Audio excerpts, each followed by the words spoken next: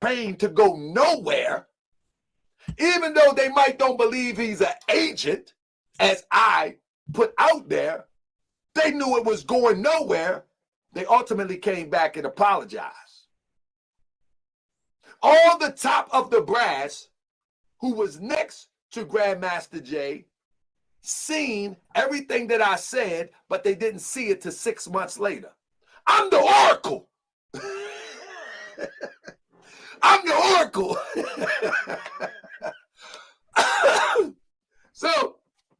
So you don't have to believe me right now. And I'm not going to get mad at you. I mean, I'm not going to get mad at you. You don't have to believe me right now. But I'm telling you, a year from now, see, this is how the internet works. This is how the internet works. The internet will keep pushing information out. Let me tell you something. Some of the people that he probably snitched on will be putting false names, false accounts out, and they're going to be flooding the internet soon with more critical analysis of information. That's just how it works. When I first started looking up Grandmaster Jay, there was very few things that I could find because he was trying to take it down so fast. You know what I'm saying? But I was able to get the crux of who he was before he was Grandmaster Jay, the militia man. And I was able to build this, construct this person to paint a picture. You see what I'm saying? But then what happened, a lot of other people started like, hey, that was the guy back then. Yeah, and they just start dropping stuff on the internet. And it's the same thing going to happen with this. Once the secret sauce of Moorish World TV is on the trail of these frauds, people going to start throwing stuff. I'm telling you now, throw it all to me. To HawkerBay@gmail.com. We're gonna clear this up. Hey, make a fake account, throw it to me anonymously. To HawkerBay@gmail.com. We're going to clear this up. We're going to save people money. We're going to save them heartache. We're going to save them some rubber on their shoes from walking up and down the road. That's right. We're going to save them a lot of stuff. Now, back what I was saying. Now, people can call this what they want, but I know what it looked like. Now, let's get busy. This is another thing that we got to look at. That when you look at the case, let me blow it up for you. When you look at the case and you look up the case, I want to remind you that this is all the people that is on the case.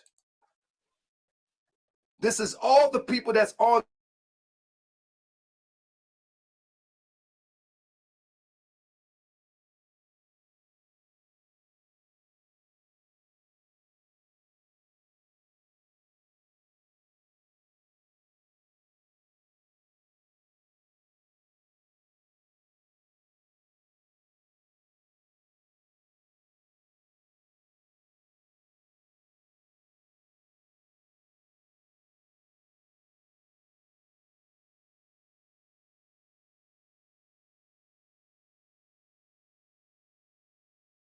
You're going to run into a brick wall, and you're going to see what I got circled, that the document is sealed.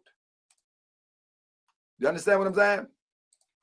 So when you start to do true research, these brick walls, the next step is to knock these brick walls down.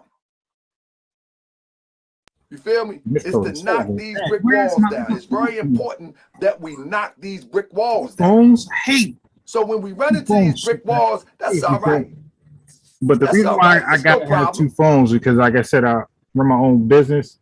I'm self-employed. And one day I called myself cussing out thought. You dig? Late night. I woke up in the morning only to realize I didn't cussed out an Indian wife, somebody's wife. I'm like, oh my God. So now I gotta lie. Yeah, I'm a lie this time. Ain't no apology. Now I'm not holding that L. I lied and said I left my phone at 7-Eleven. Wawa, one of those places. A little kid stole it and was like pranking people from my you know, my contacts. Cause even if I apologize, like these people look at me as, you know, upstanding, you know, never would do that type of guy. I was not holding that L. And believe me, I thought long about it. I'm like, man, I should just hold that L and just apologize. This is somebody's wife, dig. If that don't go well, I'll be like Kanye West in that community. You did, because most of my students are Indian. So if that don't go, if that owning up to that foolishness don't work, shit, they about to start pulling their kids out of my program. I'm done. And they communicate with each other. So ain't no, all right, I'm gonna go to this person. Yeah, all right. Once, you know, they say, nah, he's no good to their communities, it's a wrap. I might get a few, but never be successful. So it's not just a particular community. It's all of them that are on code. Believe me, you're not going to sit here and disrespect or beat up an Indian or violate, scam an Indian, and then you rely on Indian customers, clients, and they sit there and then, you know, they're part of communities and they start to pass your name around. Nigga, you are done with your Indian clientele. You are done with your Asian clientele. You are done with your Islamic clientele. When that word get around, you know, it could be Nation of Islam or Sunni Islam. That word get around, you was talking filthy about the religion, disrespectful. They circulate your name, you ain't getting nowhere. It's just that their power is limited. So, you know, white people, for the most part, run this world thing. You dig? Your conspiracy theorists will admit that. So if you know that, and if you rough up some feathers, whether you're telling the truth or not, does not matter. It does not matter. You understand that? It does not matter when you don't have power. Okay? Russia can do that stuff. They got power. China could talk tough. They got power. Even North Korea got some type of power. Negroes in America, the conspiracy theorists, they got no damn power. So once you start to get stripped of your power, you're just a worthless nigga again. You dig? But so anyway, so this is Taharka Bey response to Tariq, and he spent most of the video explaining those allegations Tariq made from Taharka's criminal past. So he spent most of the time clearing that up. And that's why I was saying, like, that's not, you do, when you got it, when you're beefing with somebody, like an online beef, and you're spending most of your time clearing your name, that's an L. And the other guy's not, or the other woman is not, that's an L. You took an L on that. Now, Tariq just made another live and ain't mentioned Taharka Bey at all. He moved on to his FBA business and Kanye West, while Taharka Bey is licking his wounds, still making videos about Tariq Nasheed. That's when you hold the L. You know, Polite showed y'all that in this debate thing years ago. He'll debate somebody, destroy them, move on, and that person's making hundreds of videos dissing Polite. That's what happens when you take those L's. So that wasn't a smart move. And I'm sure Taharka Bey, he's not going to admit it now, but he's a smart bro.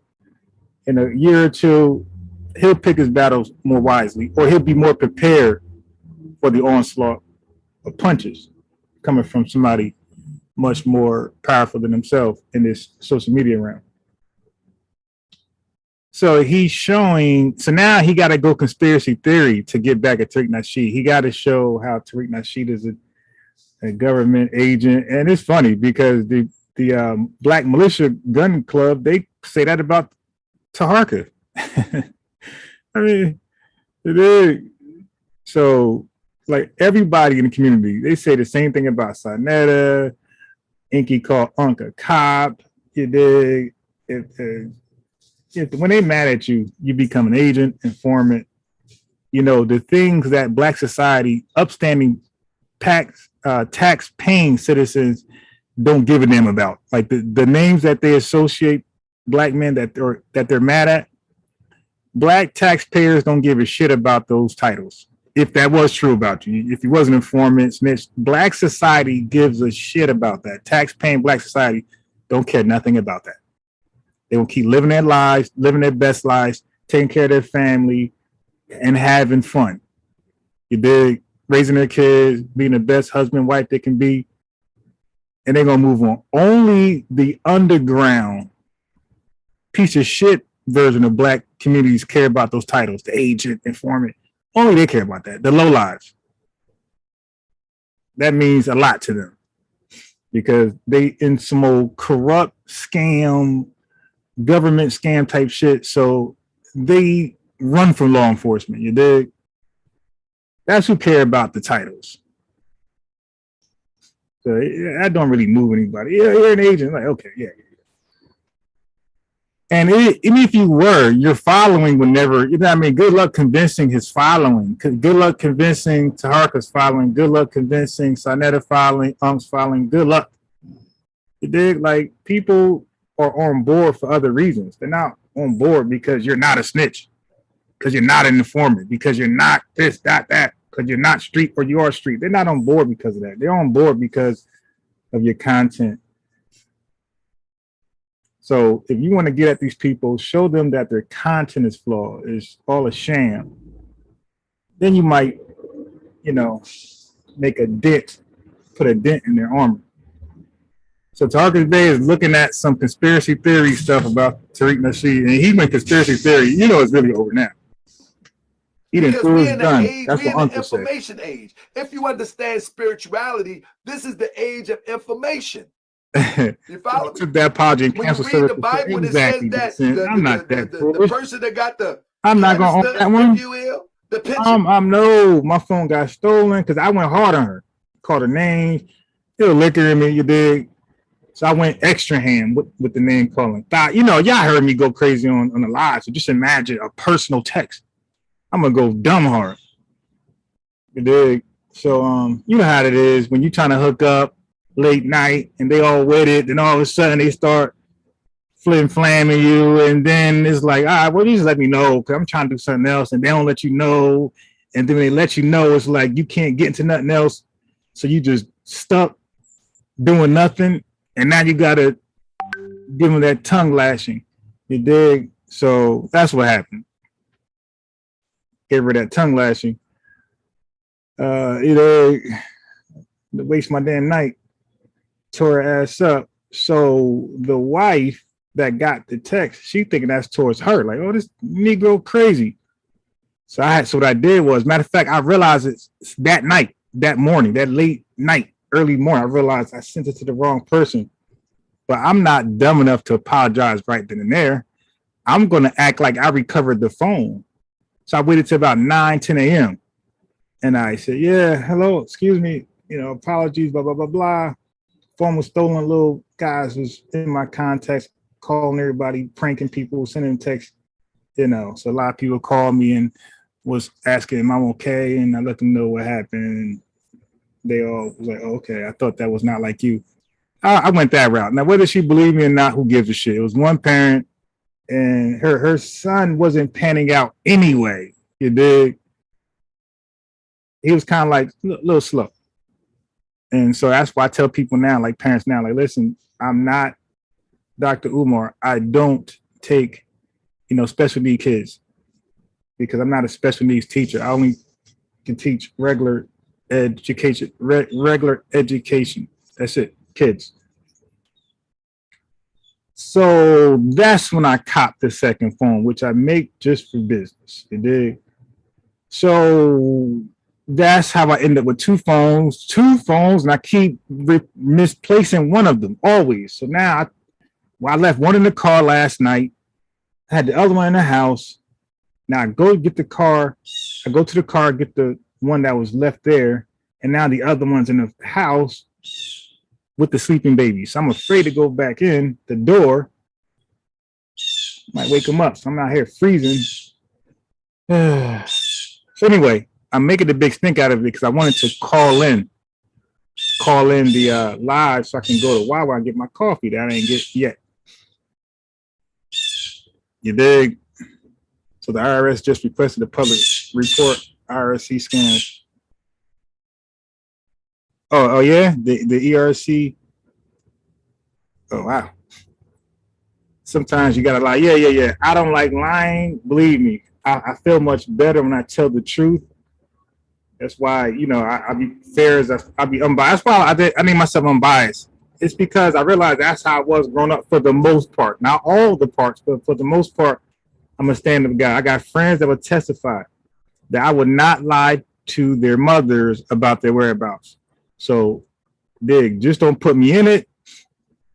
Just don't mention me. Say I didn't know. But once you put me in it, no, ask Ron. And your mom asked me, again, my reputation, my morality, my integrity is all on the line. And I know your mom know you're lying. So I'm not going to do that. Then I become one of those friends that your mom say stay away from. So no, Miss Parker, I was not there. I don't know what he's talking about. And since he lied on me, although I wasn't there, he was there. Okay? That's what happened. So yeah, get on them. And I still maintain my friendship with all my friends. They're my friends till this day. Now I was like 13 years old, and these guys still my friends today. So because they appreciate at some point in their life, yo, that's a real dude. He ain't gonna lie to my mom like she a skank. He respected my mom as a mother, as a grown woman, as a little boy, not to lie to her. Okay, so JJ, the CPO, another one, good. Let me see what Miss Tiff talking about. And I got good news. I want no man though for this good news. Not for me. It's not good news for me. It's not good news for her. Just good news for somebody else. Okay. Okay. I got. Hey, yo, Miss Tiff, you do know I wrote him. Miss Tiff, you know I wrote JJ and told him to speak on that. I said, what about the guys who are scamming people that don't own a business but lying and saying that this program, this funding is for them also. So he responded to me. He said, interesting. I never thought about that. So if you go to that video that I shared, you'll see my comment there. He said, interesting. I never thought about that. So this may be a response to the favor I asked him to do. Make one pointing out the scammers who encourage people that don't own a business to take advantage of these things. Here I am with Unc, Dr. Maya, Sanetta, you dig? Yeah. All right, so let me go ahead and play the video. Nice guy right here, JJ, cool dude. JJ the CPA here, hope you're doing well. So the IRS is asking for your help and you need to give it to them if you can. So for those that are promoting their services. Oh, yes. Oh, yes. He's done. Not just him. All of those scammers are done because forget about locking the scammer up. It's about the scammed. They're getting in trouble. These are honest, hardworking people with families or with at least a life to lose. They are being scammed. They're being lied to unbeknownst to them, and they're getting in trouble potentially. So I'm so glad that the IRS wants us to point out these clowns that's scamming. Now, if Black Lives Matter, and you know these clowns out here scamming Black lives, it's time to suggest his name. They enter his name in this IRS sweepstake. In the manner of cold calling you or sending you, in essence, emails that are unsolicited, as in click here, see if you qualify, call us, we'll help you. Those are promoters, and the IRS wants to know who is promoting these services that are not, in essence, regular advisors. Who's promoting these services that are not CPAs, the IRS wants. Right, that's exactly what I said to them. I said, people are promoting this stuff, they're not CPAs, they are, and they still want their back end money and front end money. So I'm glad JJ stepped up to the plate. these services that are not enrolled agents before the IRS or PAs. You are Everything you're supposed to be, if you're going to tell people, encourage people to take advantage of the ERC loan, you need to be a qualified individual. This fool admitted he's not the qualified individual. He told you to seek counsel and expertise from qualified individuals. But still he went to tell you about how you can take advantage of these fundings and how he can help you take advantage of the funding. Just pay the non-qualified, non-expert a front-end fee and then give him a back-end fee. I mean, dude, Miss Tiff, with that being said, I mean, he's the clown in the grass. You dig? He has to know his fate is sealed at this point. Not with the scams. I'm talking about with the alleged crimes that he's going to court for November 1st. He has to know it's over. Because look how out there he put himself. It's clearly like what JJ saying right now, the first person people are going to think about is that guy. Is that polite guy. Who is promoting this that is not a tax professional that's been doing this? What the IRS from what I think polite case is November 1st. We're going to try to follow that live. But he's doing a scamming thing, and now the IRS want people like him. They want his name in the hat. That's promoting that anybody can take advantage of government funding in spite of them being disqualified to do so. So they want to know who's promoting that. And unless Brother Polite take down all his videos, which is too late because people like myself made response videos of him saying that he's one of those individuals the IRS is looking for. He flat out said, I'm not a CPA. It's one thing to never say that. The IRS wouldn't know if your name should be in the hat or not because you could be a CPA. Somebody could be false flagging you. But you clearly said, I'm not a qualified individual. Don't listen to me. You said that. So now the IRS wants to talk to you. So after the feds is done with you, November 1st, the IRS gonna say, wait. Don't take them just yet. Let's have a conversation with this guy. To know is who is that so they can go and check Some business. that they're doing things properly. Yeah. So with that being said, in the body of this video, I'm giving you a link to the 2 forms that It's you really can cold out here. complete God damn. anonymously and send it into the IRS. Now, the second you start shaking in your boots that you're going to be providing information to the IRS, what I want you to consider is you're actually helping your fellow small business owners. Exactly. And you're helping Black lives. Okay. You're helping Black people not be scammed. If they already fell for the scam, they're probably going to get in trouble in a few months or a year or two. So they need justice. So you're doing it for them too. And those who could be potentially scammed in the future. And in essence, you're This guy's desperate, saying you can get $1 million of assets. This guy's promoters are being kept honest. A contingency fee is also another area that would be abusive because contingency don't let them know what you live. ERTC services are illegal. Period. Right there, IRS Circular 230 10.27. They call Brother Polite a third-party ERC charge a contingency fee in these circumstances. CPAs, get ready to hand over your CPA license if you're charging a contingency fee. Go ahead and read the AICPA. And even those actual CPAs, like he just said, you guys take that contingent fee, you try and get your money on the front end, your license is done too. Once your clients see a video like this and put your name in that hat, you are done also. You'll be right in the same boat as that brother. National Code of Conduct 1.510. Here's the bottom line. Help the IRS. They need you to help them.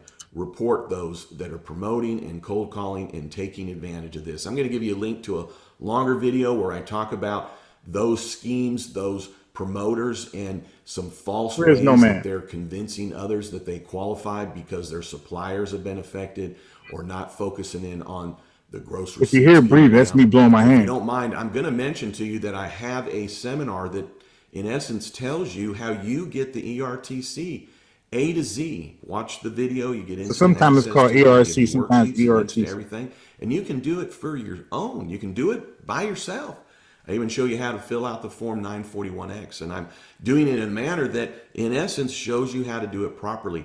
I don't provide the services myself, but at the end of the day, if you do feel you qualify for the ERTC, go ahead and get it, but ensure that you properly qualify, because you're the one that's held This is my Facebook responsible wall. if, in essence, the IRS doesn't agree with you.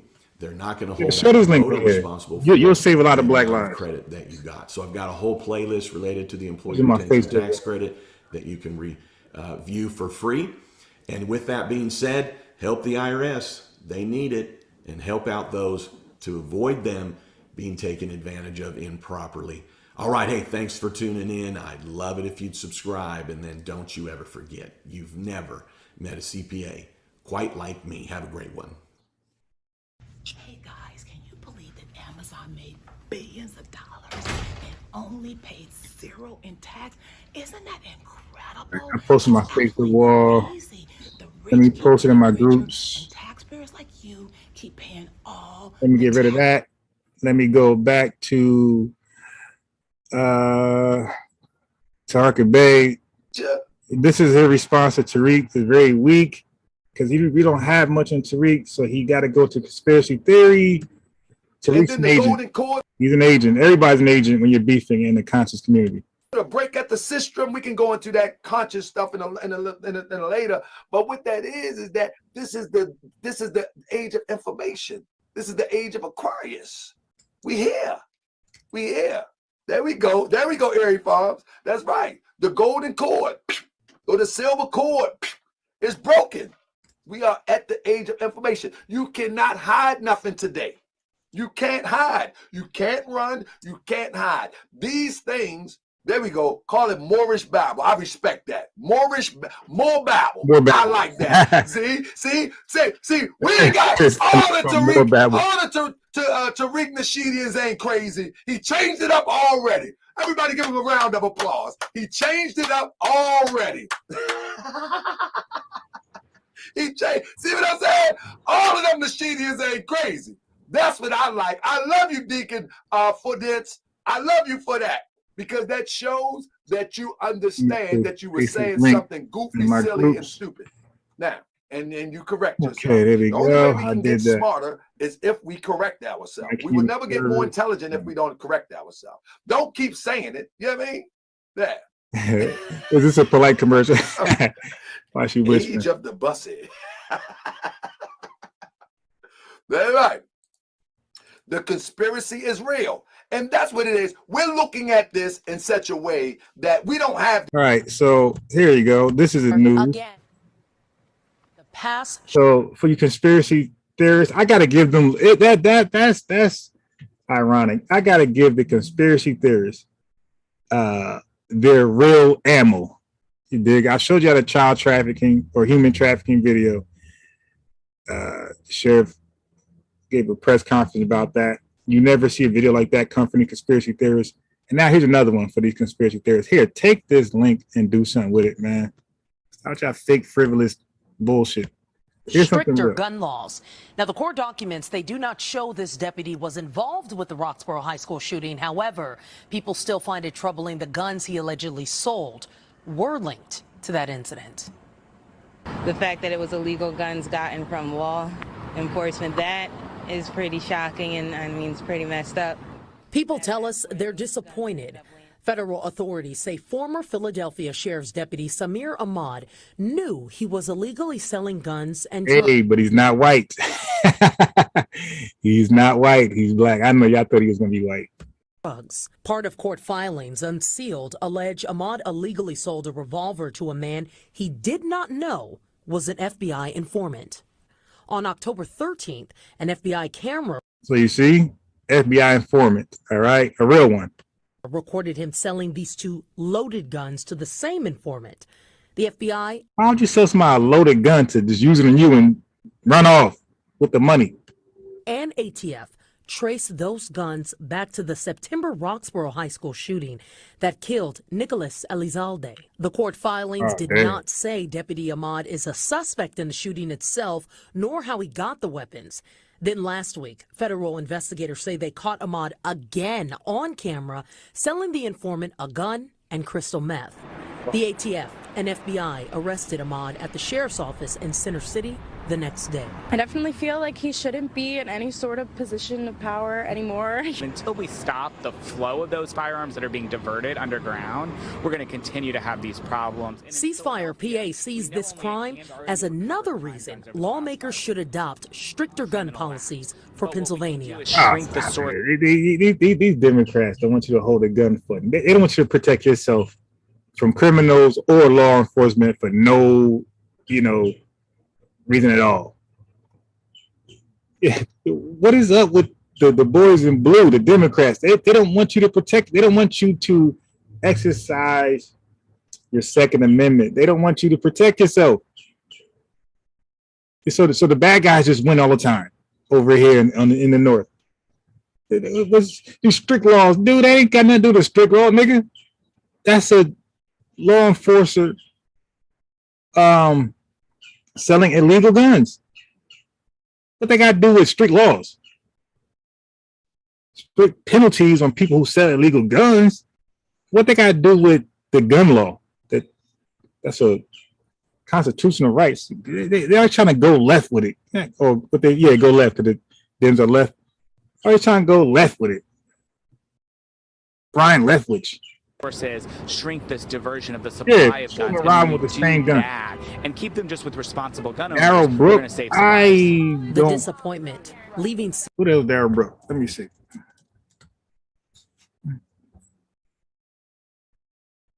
Prey defendant found. Joe, the man who drove SUV into Waukesha Christmas parade found guilty of. Nope, didn't know anything about that.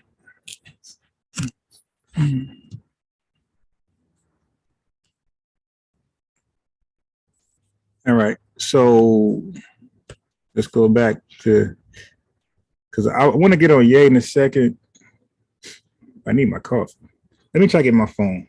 Hold on, let me try to get my phone from there. I'll get on Ye as I talk to get my coffee. The answers right now, but we're in the age of information and we will get the answers. Wait, I don't want to play him unfiltered without talking over it, just in case he flags me. So let me play this, and while I get my phone. Nah, it wasn't about pimping. Nah, it wasn't pimping. Pure black. He did the sovereign citizen package. He represented himself. Oh my God. Yeah, I gotta watch. I wish they got. Can we see that? Is there any video to him representing himself? I gotta see that. He was giving like advice how to holler at women, but it was like kind of like respectful. I'm telling you, bro. It wasn't like some disrespectful stuff. It wasn't. It's like he call it a Mac, like macking a chick. Macking, you got different, we say bag now, pickup lines, macking, pickup lines, bagging a chick. That's all like the same family. It wasn't like getting a woman and turn her to the streets to sell her body for money. Nah, he was not doing that. He was like trying to use your mouth to spit game to a woman to get her, to seduce her and get her to like you. Like that's what he was doing. It was dating tips. Yeah, exactly. Like pickup lines, but more like urban. Yeah. And it was probably cheesy. So if y'all laugh at his advice, shit, y'all got all rights for that. But nah, he really did not disrespect women. I'm telling you, he'd have turned me off had he done that. Especially pimping. I'm not into pimping. I highly disrespect pimps and that lifestyle. And even the women, but mainly the pimps. Like, I think the women are the victims. And that other people think otherwise. I think Haskell says that it's 50-50. And he might be right. But yeah, so that's more of a, yeah, he gonna have RZA. That's his man. Yeah, I can't stand that dude, RZA, man. He a bold-faced lie. Even Polite could say it. So I'm over here trying to get on cool with certain ballers at the gym. This fat sloppy dude he got no skills. Like, he scores by pushing people. He runs down the court with his hand. If you try to pluck him because he can't dribble the ball, he'll stiff arm the shit out you. Like this dude, he's literally playing football. He's using football techniques to protect the basketball. And when he gets the rebound, or he's pushing for the rebound for one. And I'm guarding this guy. Like I literally got slapped in the face and then he laid the ball up. Bust my lip and everything. I'm like, what? So I'm trying to round up the fellas like, listen, man, that dude can't play with us, man. Yeah, like we're gonna end full course. He stay over there, we stay over here, something like that. Cause this dude, and like he's been injuring other people. He done elbowed somebody in the nose last week. Some other guy was checking his front tooth because he popped him. And everybody knows that he playing jail ball. And everybody just allow it. Like, nah, we're not allowing that goofy shit. All right. Lakeisha Dunn. Oh yeah, I got it. Yo, the smile got a link to that trial. I would love to do a live reaction on that. Get truth here and there. Where's the Islam? I lie. Those who run around here with fezzes. These niggas, yeah, British helped them too. The British helped too. Yes, Let me call England and got help. They sent their one of the people to England to get help from England. Yes, they did. But see, this is what kills me when you have a lot of Negroes over here now talking about they're part of the Moorish Empire and you walking around with a fez. Okay? I didn't know he went on a move. Let's get deep with that. You walking around here with a damn fez. Yeah, so Pure Black, like there's other guys like Lucario. Lucario is one of them. And you got Alpha Male Series. Now, those two teach you how to take advantage. Like they teach you how to talk to women to take advantage of women. Still not pimping, but they way more hardcore. Tariq was never like Tariq taught you how to be smooth, how to be smooth when you're talking to women. Lucario and Alpha Male Series, and probably more out there, but those two come to mind. They were how to trick a woman, like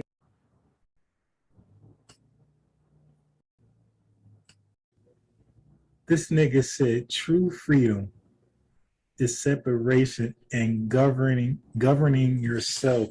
You stupid nigga. Do you know how far? I know what you're saying. That shit, that's family. I'm not going to bring your family into it, but I see where you get that big ass head from. So that's the dangers of this internet beef. Like Tahar. All right. So I'm in. I called up my phone. This network, Daryl Brooks. That's the channel I saw was playing the trial every day. Really? The Law and Crime Network. That's the same channel. All right, I gotta see that guy. That's gonna be hilarious.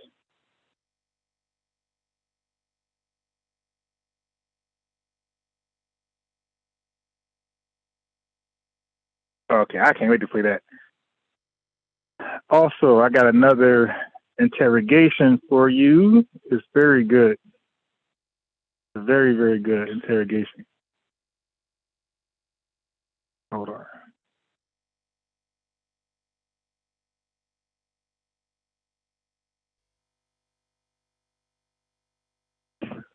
Okay, I can't wait to play that.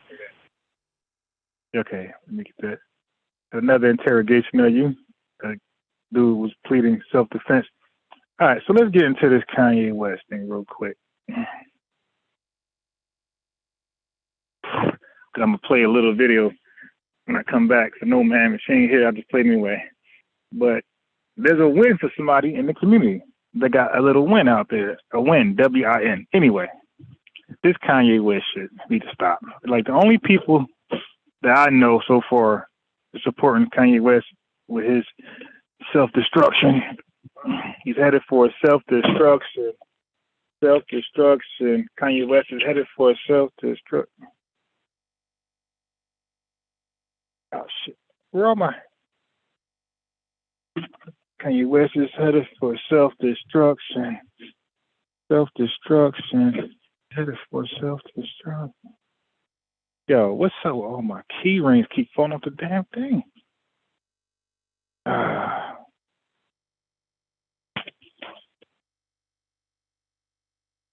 self-destruction. Kanye West is headed for self-destruction. Yeah, look at this shit right here.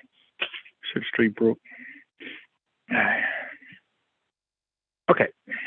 Anyway, the people I see supporting Kanye West self-destruction tactics are people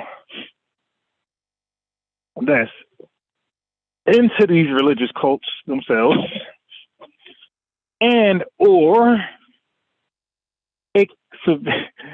are a conspiracy theorist themselves. That's it.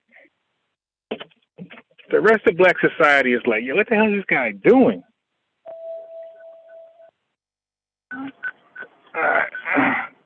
I'll get my coffee. Yeah, okay. Now, normally I keep the wallet in the.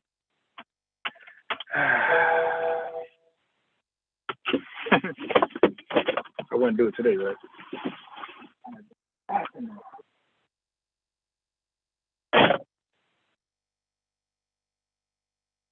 I need my coffee. All right. So, conspiracy theorists themselves, and or in these religious cults themselves. What is the obsession in teaching that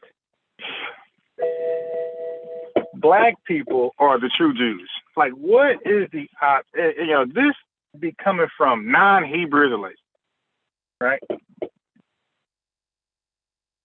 I can see why non-Hebrew Israelites would say some dumb shit like that, because that's part of their belief system. That's part of their belief system.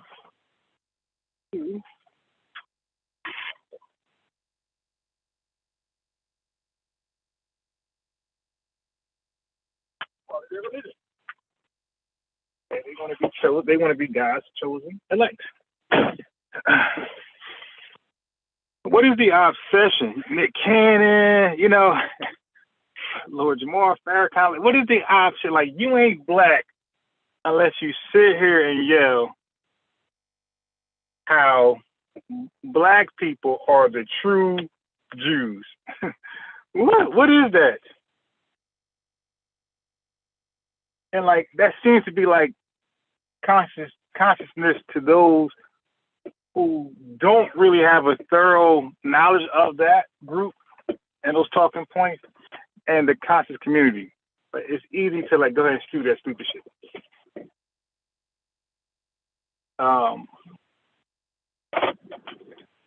So I don't. And what's more confusing to me is that the people who spew this, like Nick Cannon and Kanye West and Farrakhan, these three in particular, nothing on paper they have ever signed saying that they are a Jew or a Hebrew Israelite.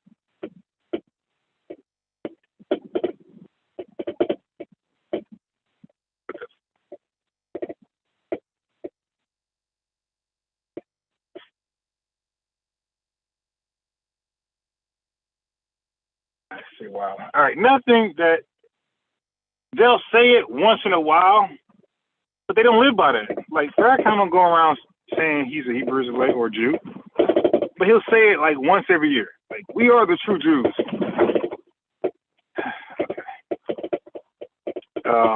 Nick Cannon said it, but these are people who don't go around saying they're Jew, like 24/7, every day, weekly, monthly, yearly.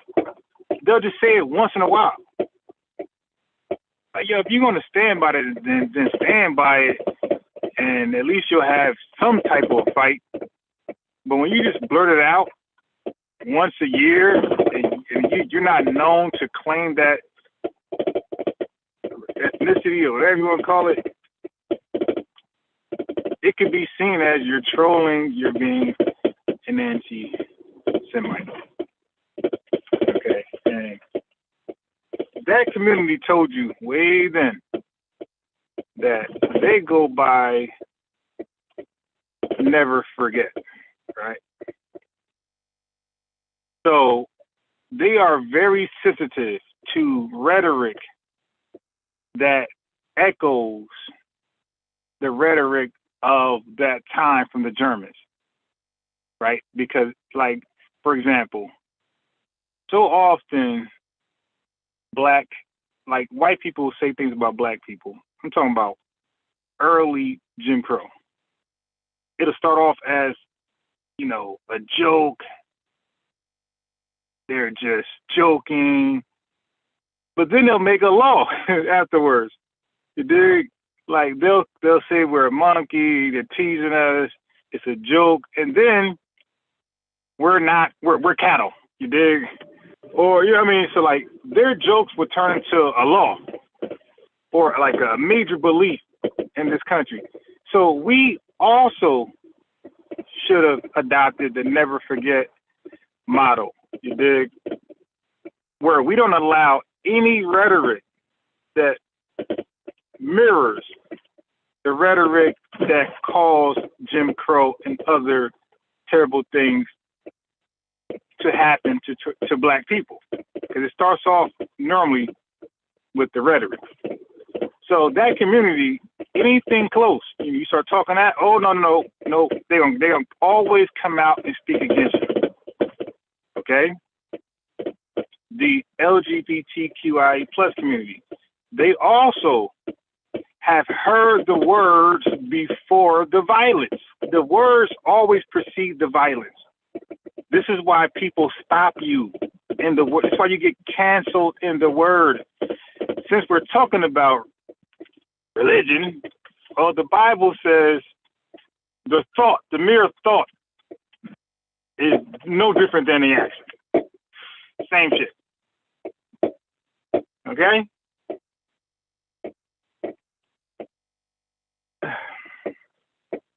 So the words come first, and then most often the violence. I do not like. I want my favorite parking spots. I'm not gonna have. I don't see it. Oh, shit. All right. I got a parking spot though. Yeah. So keep this in mind. The words come first, and then often the violence. White people called us names. Every time about regular white folks just living down the street or the next town over, when they wanted to cause harm to black folks, you'll normally hear the racism out of their mouths. They'll call us names, they'll threaten us. See, it's always the words first and then the violence. So experiencing something as terrible as Jim Crow, where there was a lot of dangerous words, you know, yeah, white women using words against black men in Mattel to cause violence. We should have nipped those words in the bud long time ago. Matter of fact, during the whole civil rights movement, that should be on the books too. Like these words, yeah, throw that in there too. You know, these are not allowed to be used, but we use them. The problem is that we use these words openly and we put them in music for the rest of the world to use these words. But now, you dig, it's no power in us or no leg to stand on to really say, hey, don't use that. Nah, it can't be that hurtful if you're always saying it and use it as a term of endearment. All the words, coon, nigga.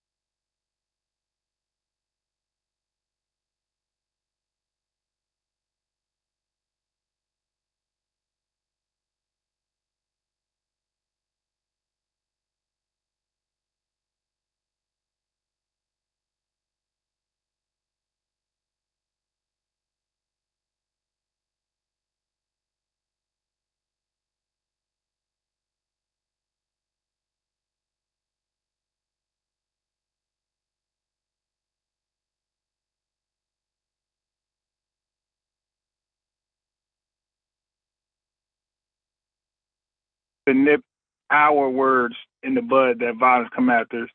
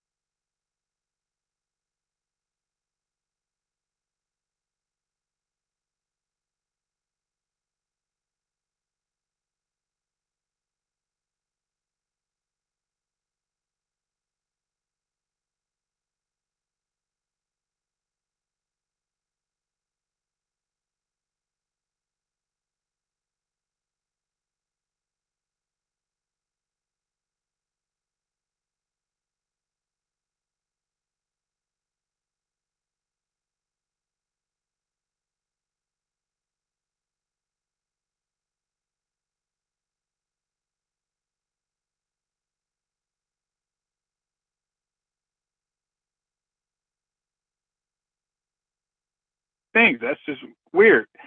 And what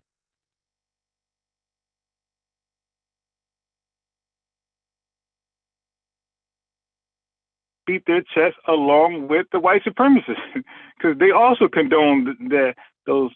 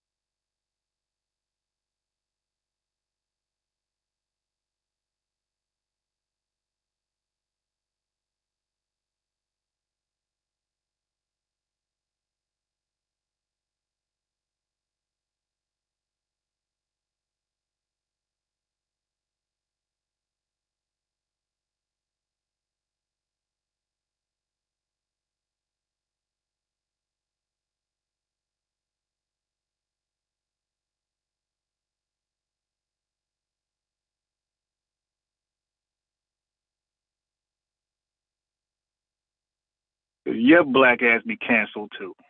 You dig? So to be champion a man to lose, he told the Breakfast. It was reported on the Breakfast Club today that he lost $2 billion in 1 day or 2 days. $2 billion. Let's say 2 days. And y'all are champion this like it's a win. Why? What is the win for?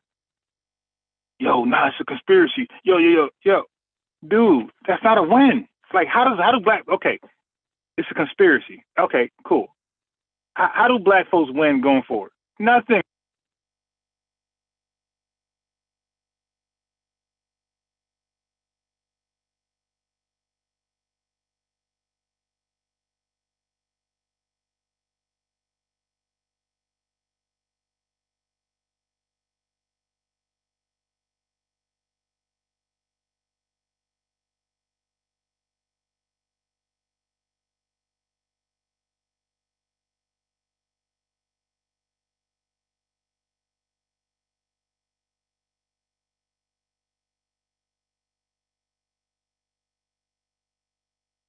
You could play chess on a checkerboard as well. It's the same squares, same amount of squares.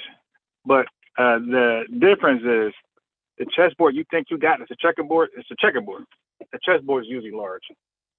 You usually take up the whole table because the pieces need to be seen, right? There can't be no doubt to what piece you're moving because some bishops could look like pawns and vice versa.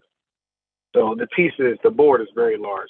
A tournament chessboard takes up the whole table, by the way. The checkerboard does not. But I don't want the board to take up the whole table all the time in my class. I want it to be small because a big chessboard, only two could fit on the table. But if I could buy a checkerboard, but with 4 kids, you want 2 boards because that's all you need. You got 4 kids, 2 playing each other, right? But I want them to all have a board themselves when I do certain demonstrations. I got to use the iPad, so I'm like, damn, this chessboard I'll never fit 4 in here. But I'm like, if I go to Walmart and buy a checker set, or Family Dollar, something like that, then this will work. Because although the board is smaller, the chess pieces still fit on the square. They just take the whole square. Like a real tournament chessboard, there's a lot of space left after the piece is placed on the square. But a checkerboard, the piece would take the whole square. It'd be tight. Okay. Yeah, so this is a complete L. It was stupid. It was not warranted. It wasn't like he was something like a Dr. King sacrifice, Rosa Parks sacrifice, Harriet Tubman. It was nothing like that. Don't ever compare this guy.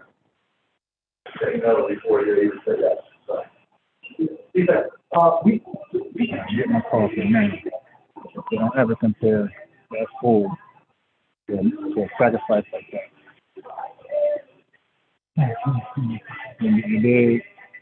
It's a complete loss, and I'm telling you, in my opinion, I believe the losers of Black society is about to finish.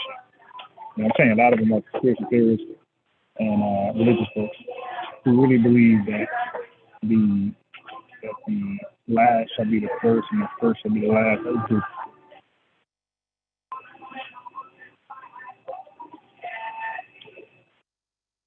But I would love to read the conspiracy theories and why that was a good move for him. A lot of people were saying that he's trying to get out of this concept. But again, y'all just made that shit up. Now y'all speaking for the dude. So I never be having that problem with y'all. We be debating on that Bible, and the verse says what it says, but y'all be what the Lord meant was this. Okay, when the Bible clearly says, who knows the mind of the Lord? But Negroes in their own goofy religion can tell you what the Lord really meant. And the words of the Bible are his words, and it said what it said.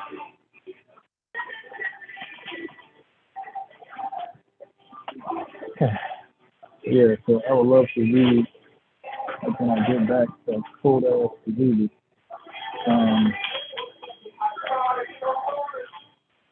I would love to read how this is a win for Kanye West or if you think and or black people. A whole bunch of conspiracy foolishness. We trying to get out of the conspiracy shit. Get more science. We trying to get out of this religious stuff and get more science. And I'm telling you, this is why I'm like, I'm not anti-religion, but I'm out here.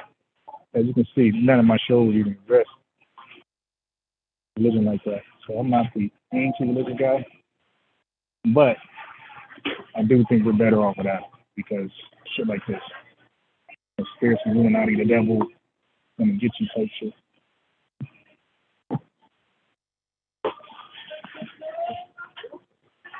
Trying to get some more coffee. My clients know the 27th, you make your payment, and they don't make the payment. And I'm not large like I was before, so I'm gonna be arguing to you. I'm gonna give me your money, so I gotta wait till I get back large again. And I'll be adding that late fee. I used to offer deals, like, sibling deals, and when it was late too many times, I would take the sibling deal off. So not only they paying a late fee, but now they paying regular rates for both kids.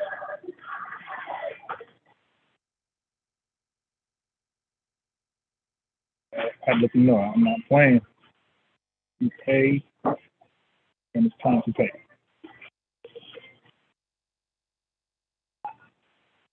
So one parent said, "Hey, make a payment on the weekend." At least she responded.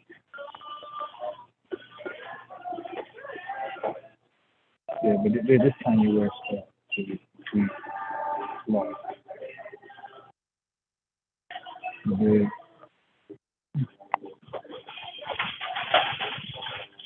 Not a win at all. It's a win. I need you guys to write in. Let me hear the conspiracy. How it's a win for Mr. West.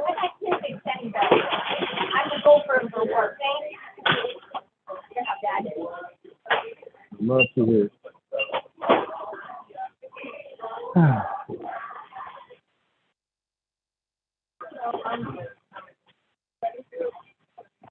See the same thing.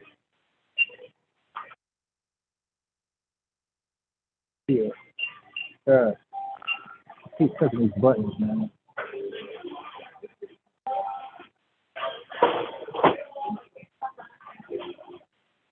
All right, got my coffee. We out of here.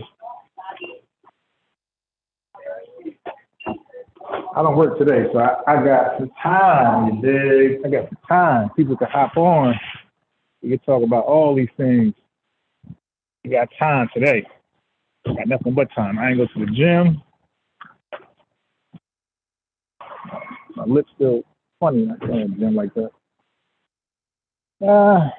It's the inside of my lip, not the outside. He smacked my. I think he made me bite my lip. Like,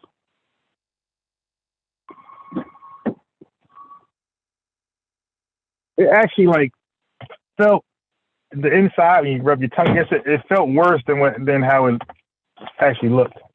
It felt like it was like this big mess, but it wasn't. I looked in the mirror. Like, oh. All right. Let's get out of here. Let's get back to how did Robin say it? Let's get back to this something Batman. Get back to the cave, Batman.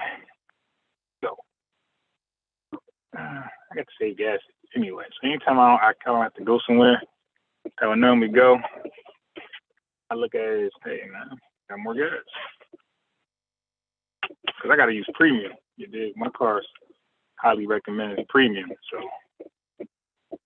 I remember my boy was like, we were talking about gas and something, and he was like, yeah, man, same thing, like acting like we pay the same. I'm like, dude, don't you use regular? He's like, yeah, but mine could use, no, at first he said, I use premium. I'm like, okay. But I'm like, wait a minute. When I rolled with you to get gas, you said regular. He's like, oh, yeah, it takes both. I mean, I get the fuck out of here.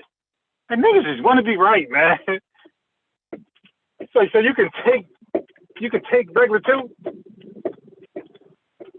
Like my shit said, don't you? If you want your car to work properly, premium only. Ain't no option for regular. I want to be right so bad.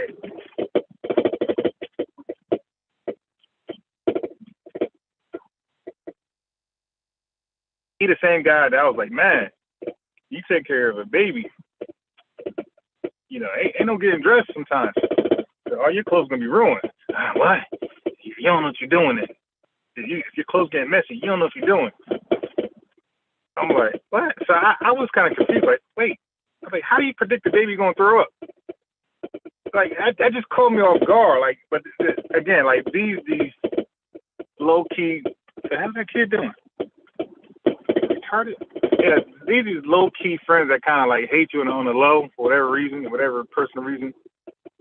So he was like, no, if you get messy, then you don't know what you're doing. Your mom, you walk in front of all these cars, so you don't want to look with your kid. You already know what ethnicity she is. Walk across the damn street, 4-lane street with her kid without looking.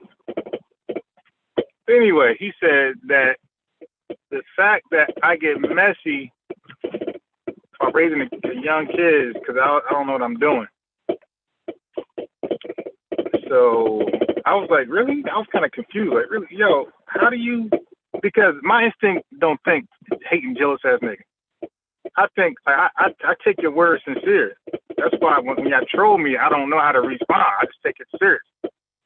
So I'd be like, I'm like, really? I'm like, yeah, how do you predict a kid gonna throw up?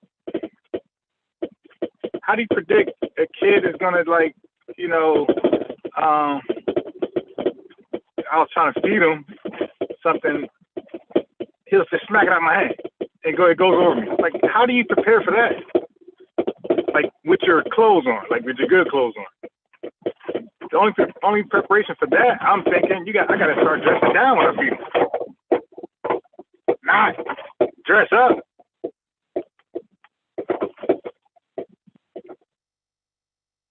But and then I said, oh, okay, this nigga, well, he's one of those fathers that's never home. They don't know his kids. No wonder you ain't never messy, my boy. You're never home. You got the Tom Brady problem. Your kids don't know who the hell you are when you come home. You just ask your father, like, why gotta ask him, Mom? I didn't know that nigga. I feel weird asking him.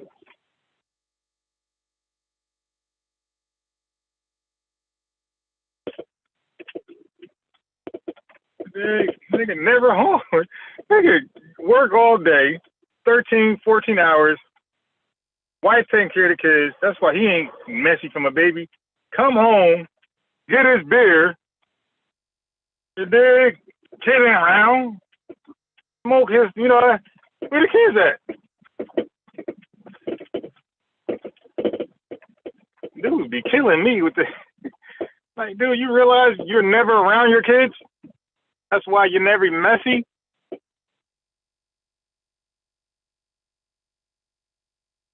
All right. Oh my God! These fathers or mothers, title from relationships.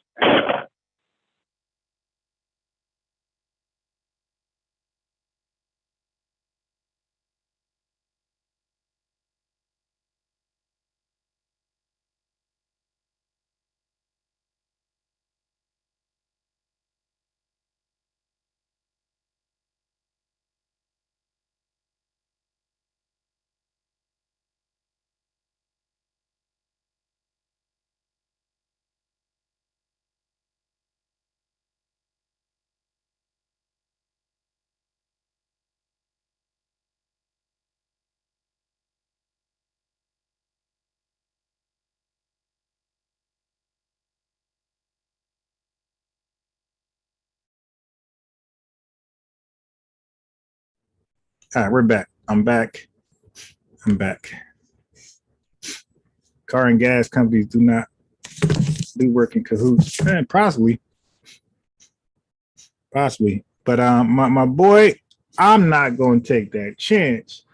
If like for example, indigenous, do you know BMWs, if you want to put your oil in your car or even like coolants, you just can't go to Wawa, my boy, and buy oil for your BMW or Mercedes Benz or these European cars. You can't do that.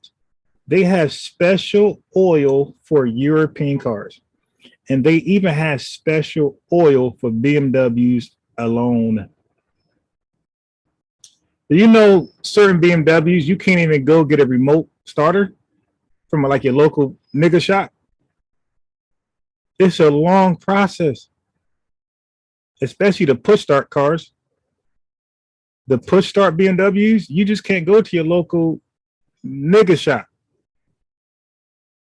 BMW, in most cases, got to be called and they got to authorize, give up the code. And it's a long process. So before y'all start saying they're in cahoots, there's coolants, there's oils, car oils that's only for certain European cars. They design it just for that. You're not going to go into your Walmart and find a BMW steering wheel holder. You're going to find Chevy, you're going to find Buick. You're not going to find BMW, my boy. So there are some things that's just for your car and your car only. So my shit say premium only. You could take that risk. I'm not doing it. All right, so let's get back. So this was for No Man. I'll play it for you guys.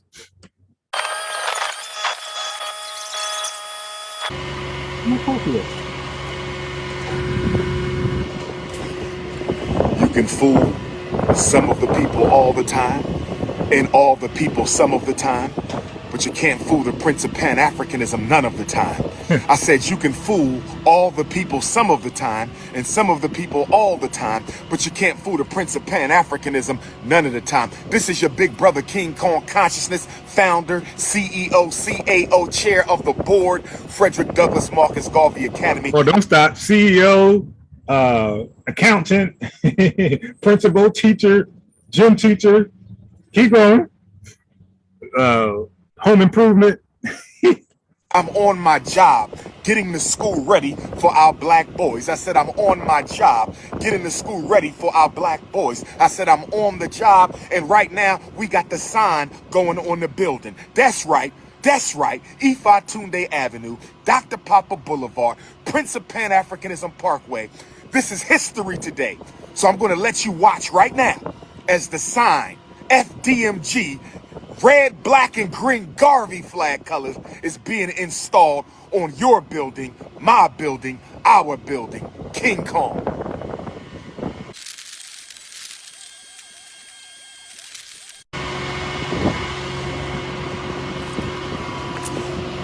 Brothers and sisters, I promised our young... Sometimes, For all y'all, me and No Man was trying to tell you.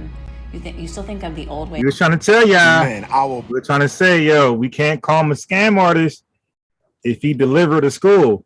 You dig? So I backed off. No Man may co-sign the scamming thing. We backed off. If we were ever on him, we backed off. If we were never on him, we just was right in our position. But he delivered to school. So in our books, we said, you can't call this guy a scam artist. He delivered exactly what he said he would do, and his supporters are satisfied. You can't be a scammer if your clients are satisfied. Well, you can, but rare situations, right? But he delivered a school. His supporters are satisfied. Boys, our princes, that I would build the Frederick Douglass and Marcus Garvey Academy, and I'm going to do just that. Yes, I'm the most requested black scholar in the world. Yes, I'm the most relevant black scholar in the world. Yes, I'm the #1 Pan-Africanist. My boy, you're not the most requested scholar because you're so brilliant. If you are the most requested, it's because you're the most controversial. And before you was Minister Louis Farrakhan. You dig? And Dr. Khalid Muhammad, all these crazy people. So I wouldn't beat your chest on that one. People like entertainment, clown show. Of the 21st century. Yes, I'm the greatest school psychologist of all time, but that doesn't mean No, you're not. You're the worst school psychologist of all time because you diagnose something that no school psychologist would ever diagnose. You said ADD and ADHD is really your diagnosis was that's just no daddy at home. You're the only school psychologist, clinical psychologist to ever say that ever. Okay? You are the only school clinical psychologist, school psychologist to say or diagnose that ADD, ADHD is a result of the father not being home. You're the only psychologist on planet Earth to say that. That does not mean you're the best. That means you are the worst, okay? I'm the only one. The first one is not always a good thing. Okay, sometimes it's bad. You're the only one for a reason. Russell Westbrook could say, I'm the only one who's always wide open to shoot a 3-ball on the Lakers. That's not a good thing, my boy. It's a bad thing. It's because you can't shoot, Westbrook. nothing if I don't build no institutions. I said institutions are the solutions. And I want y'all to know right now, we not stopping with the school, because school is only the beginning. We not stopping with the school, brother. It's going to be Black Power, Black Wall Street. It's going to be a Big Papa, Black Wall Street. A Big Papa, we got the clinic coming. We got the credit union coming. We got the supermarket coming. We not stopping, brothers and sisters. Hit your Cash App, $ FDMG School. Hit your Cash App, $ FDMG School. Hit your Cash App, $ FDMG School. Hit your Cash App, $ FDMG School. Hit your PayPal, paypal.me/FDMG Academy. Hit your PayPal, paypal.me/FDMG Academy. Hit your PayPal, paypal.me/FDMG Academy. Send your check or money orders payable to FDMG Academy, P.O. Box 9672, Wilmington, P.O. Box 96. Wait a minute. That got me so hyped. I forgot my P.O. Box. P.O. Box 9634. P.O. Box 9634, Wilmington, Delaware, 19809. P.O. Box 9634, Wilmington, Delaware, 19809. This is not capitalism. This is activism. This is nationalism. This is Garveyism. That's right.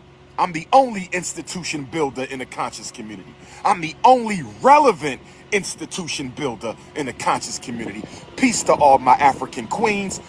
Black power to all my African kings. I said peace to all my African queens. Listen, man, I hope all the best for the school. I hope it produce a lot of black men, a lot of black boys, a lot of black girls. Hope they finish that school very educated, equal to or more than everybody else in the country. I just got a feeling that your school will be no different than the other schools, right? Because it's really parenting. It's really parenting. Like, these kids have issues with themselves and others because of how they were brought up in their homes. Okay? In their homes. They don't respect adults. They don't respect their own peers. They have little to no respect for their own parents. Okay? And siblings. So when that type of kid is enrolled at your school, they're going to bring that energy there. And then your school will be on the news. Now, what are your protocols against the mass shooters? Are you going to have armed security on deck? Or are you going to have some lean on me type institution where you locking the doors with chains, and then when the cops come, you trying to run and unlock the chains? Hope you ain't doing that. Black power to all my African kings. I said peace to all my African queens. Black power to all my African kings.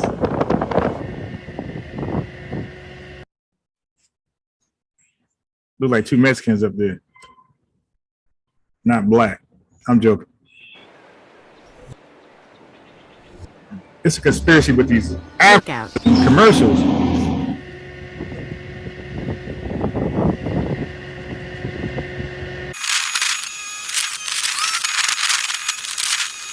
Here we go. For this stuff, man. Keep going. They taking the cover off the sign, brothers and sisters. They taking the cover off the sign, brothers and sisters. Where my Germaniacs at? Where my Team Ifatunde at? Where all my RBG Pan-Africanists at? Where my FDMG donors at? We coming to the finish line, brothers and sisters. Y'all thought this was a game? You thought I was fake? You thought I wasn't real? How dare you? I got the blood of Douglas in this body. I got the spirit of Garvey in this body. You must be crazy. Turn my hair soon. I gotta turn my head away. He's spitting everywhere. Come on. It's not a good Garvey day. It's a great Garvey day. It's not a good Garvey day. It's a great Garvey day. Oh yes, brothers and sisters. Throw the hell up. I'm gonna let them go beg for reparations. I'm going to build institutions. I'm gonna let them go beg for reparations. I'm gonna build. All right. So if they ever cut the check, you let us cash them and you keep building your institution, all right? Institutions. I'm gonna let them go beg for reparations. I'm going to build institutions. Black Parent Boot Camp is going down in Philadelphia. That was a shot at Tariq, of course. And Tone Talks and Yvette and anybody else, Laura Abba, anybody else involved in the reparations movement. That was at you. Saturday, November the 19th, Black Parent Boot Camp training is going down in Philadelphia. Saturday, November the 19th, go to drumarjohnson.com and register. $100 per parent. We providing all the training, all the information, snacks, and catered lunch. Philadelphia is going down, national invitation. Every black parent is invited to Dr. Umar's Pennsylvania Black Parent Boot Camp, North Philly, Saturday, November the 19th, 8 a.m. to 8 p.m., 8 a.m. to 8 p.m. Register now, drumarjohnson.com. Deadline November the 7th. Register now, drumarjohnson.com. Deadline November the 7th, or text me for the link, 215-989-9858, 215-989-9858, 215-989-9858. You parents with autistic children, you need to be in Philly November 19th. Emotionally disturbed children, you need to be in Philadelphia November the 19th. IEPs, 504s, behavior problems, you need to be in North Philadelphia Saturday, November the 19th. Go to drumarjohnson.com and register, or text me for the link, 215-989-9858. It is politics over Punani, consciousness over cookies. It is business before the bedroom. Yes, indeed. It is organization before orgasm. It is institutions before intimacy, brothers and sisters. Dude, you don't want to keep getting caught up in scandals. What are you talking about? All your lives you talk about romanticism, romantic relationships and intimacy. Hey, you know, I'm bored, City of Wilmington. Frederick Douglass School for Boys. It's time. The time has come for us to build our future for our children, our young men, to protect the women and children and be knowledgeable and gain knowledge and know who they are in their life. It's not a game. It goes back to history. Know who you are. That's more than STEM. That means nothing. You still don't know who you are, man. Stop. It's time. Our children are everything to us. Young men. Yeah, that know who you are. What they're really trying to say is you're a Hebrew Israelite, you're a Moorish Moroccan citizen, you're an Egyptian, you're Muslim. Like, that's really what they're saying. Dude, most people from West Africa. So stop with the know who you are, bro. Like, we know that most of us are from West Africa.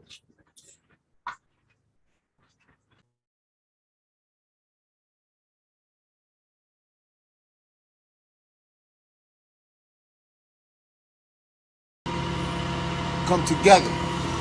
Learn who you are. Love your brother, love your sister, love your family, love your mother, love your father. It's time, people. History will be made. Stay tuned.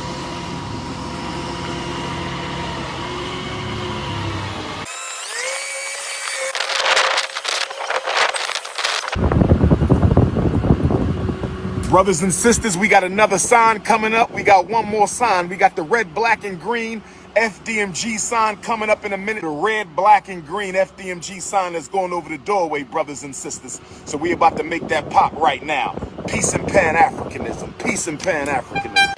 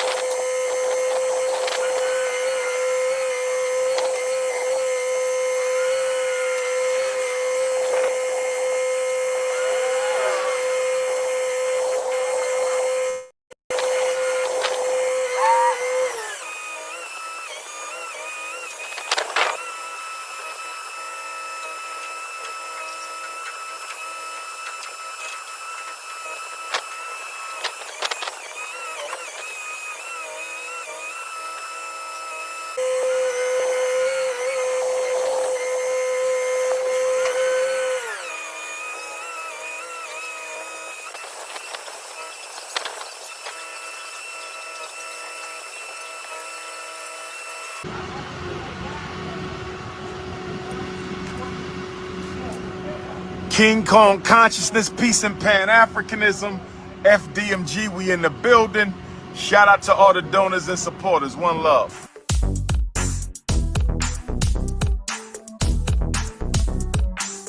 There you go, man. King Kong of Consciousness. He put himself in there. He's nowhere near. He's nowhere near.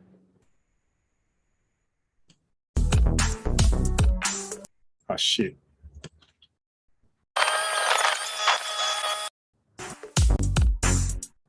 There's no way in hell he's part of this right here. All right? Definitely not Frederick Douglass. Marcus Garvey, maybe. You know, he was a dreamer as well, so maybe. I'm gonna like this video because he sourced up.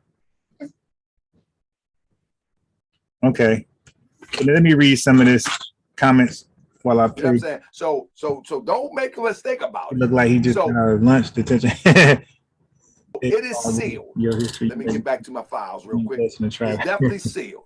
I don't know if it's his face. This is what a poorly insulated attic looks like. How funny. See if your home Yeah, qualifies. oh my God. And make your house comfortable. We'll cover all upfront costs. There are 3 requirements. 1. You live in a single-family home. 2. Home built before 2000. 3. Must have credit Nah, score that's a over fact. 680. The advice you gave was good to your cousin. And now, That was good advice. so we remember Still fucking that in the day we were looking at somewhere. Marcus Sanders So, and his if you are still here, Lakeisha, people become rich because their money keep coming, right? Wealthy. You're not rich if your money sit there because you got to use it. I'm sure he owns a home and other things he got to make payments on, Lakeisha. So that money is going to go and it's not coming back. Or if it is coming back, it's not covering the bills. And this is how people get into they file chapter 7 and 13 and things like that, because the money that comes in is not enough to pay what needs to go out. So if his money coming in isn't enough to keep what goes out, he's going to be bankrupt real soon. Okay? This was an L for him and anybody who thinks like him. Okay? So let's not find a W for Kanye West. He's probably dealing with mental illness. Some people throw that word around. I think they'd be lying. But Kanye West, I think he has shown if this is a good time to throw out mental illness. You dig? This is a good time. And what he should say is that some white supremacist from the Nazi thing was in his ear and you dig, was threatening him, and that's why he said those things. He should say something like that. Because when he was on the Pure, matter of fact, let me see if I can play it without getting flagged. Let me see if I can play it without getting flagged. he needs to downside. Yeah, a lot of these guys are not. A lot of these guys are not against. They will date white women. Okay. Yay.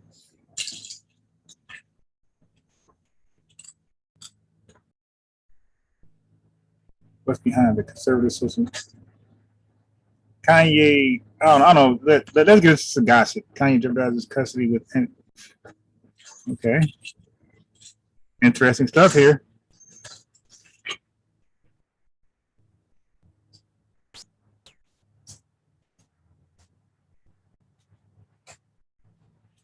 Oh my God. Look at this stuff. Look at this stuff that's coming out. All right. Kanye West. There we go. All right. So I'm gonna end up getting flagged or taking a hit for real. Not Kanye. Because Kanye, well, I mean, he did too. But mine is for a worthy cause. His was self-inflicted. Big tech must not censor the voices of the American people. Censor what you say and think. Twitter, which will just randomly silence. So you see a lot of conservatives, a lot of the red states have a problem with being censored, and I do too. That's why I say if black folks really, I said it before, if we really look at the arguments from liberals and conservatives, you'll see your ideas will line up more so with conservatives.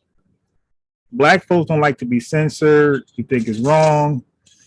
So does the conservatives, the red side. They are against these censorships. However, the blue side, they're all for it. Somebody a week after they tweet something. Amid the debate over free speech on the internet, alternative social media apps have surged in popularity. I don't have a problem with, let's say, Facebook, terminate your account for things they found offensive, right? Because they have that right.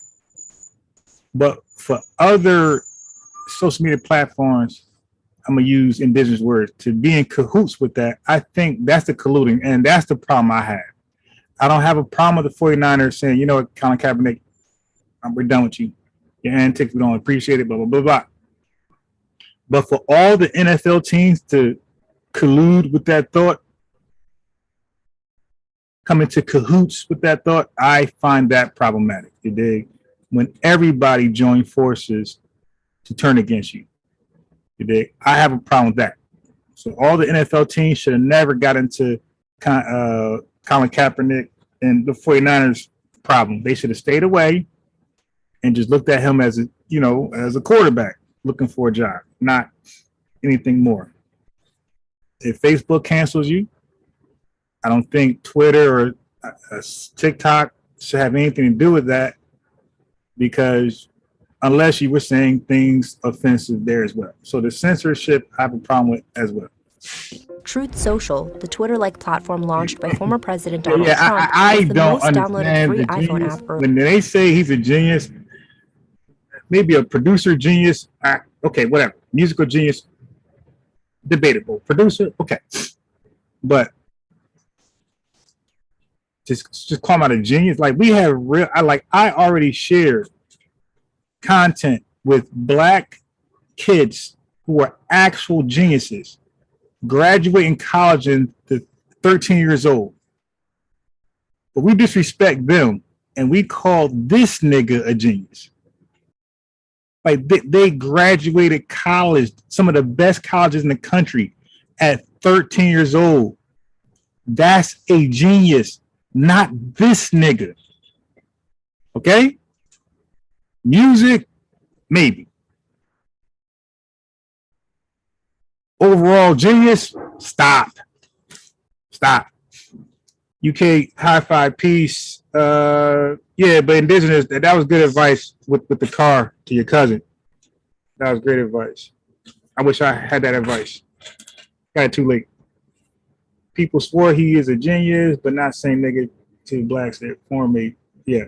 Most blacks are for censorship when it shoots. Yeah, I do believe he's on the spectrum. Yeah. Let's sum up with that.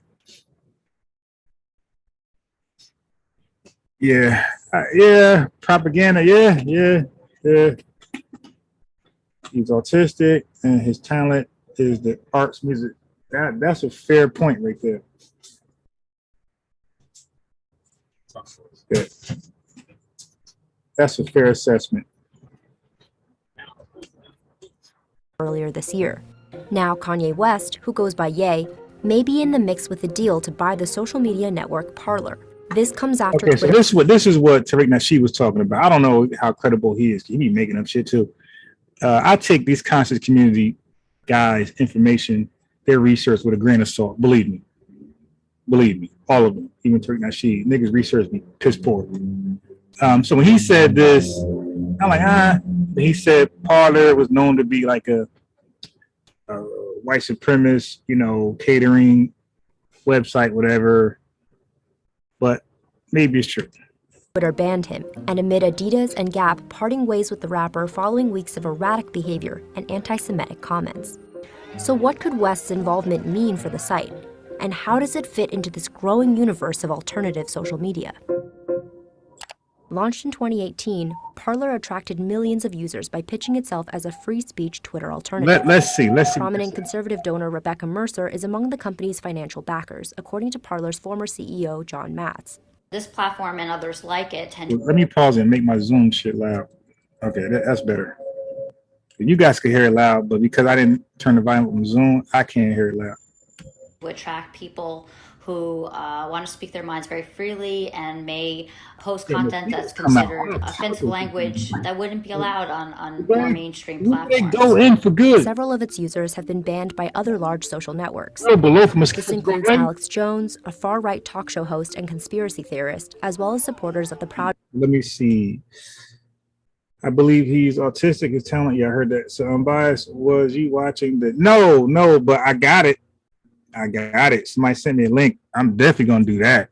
Look at this right here.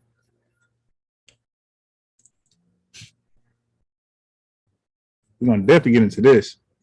This plebiscite. Meet 3 people who took control of their money with a Chase Secure banking account.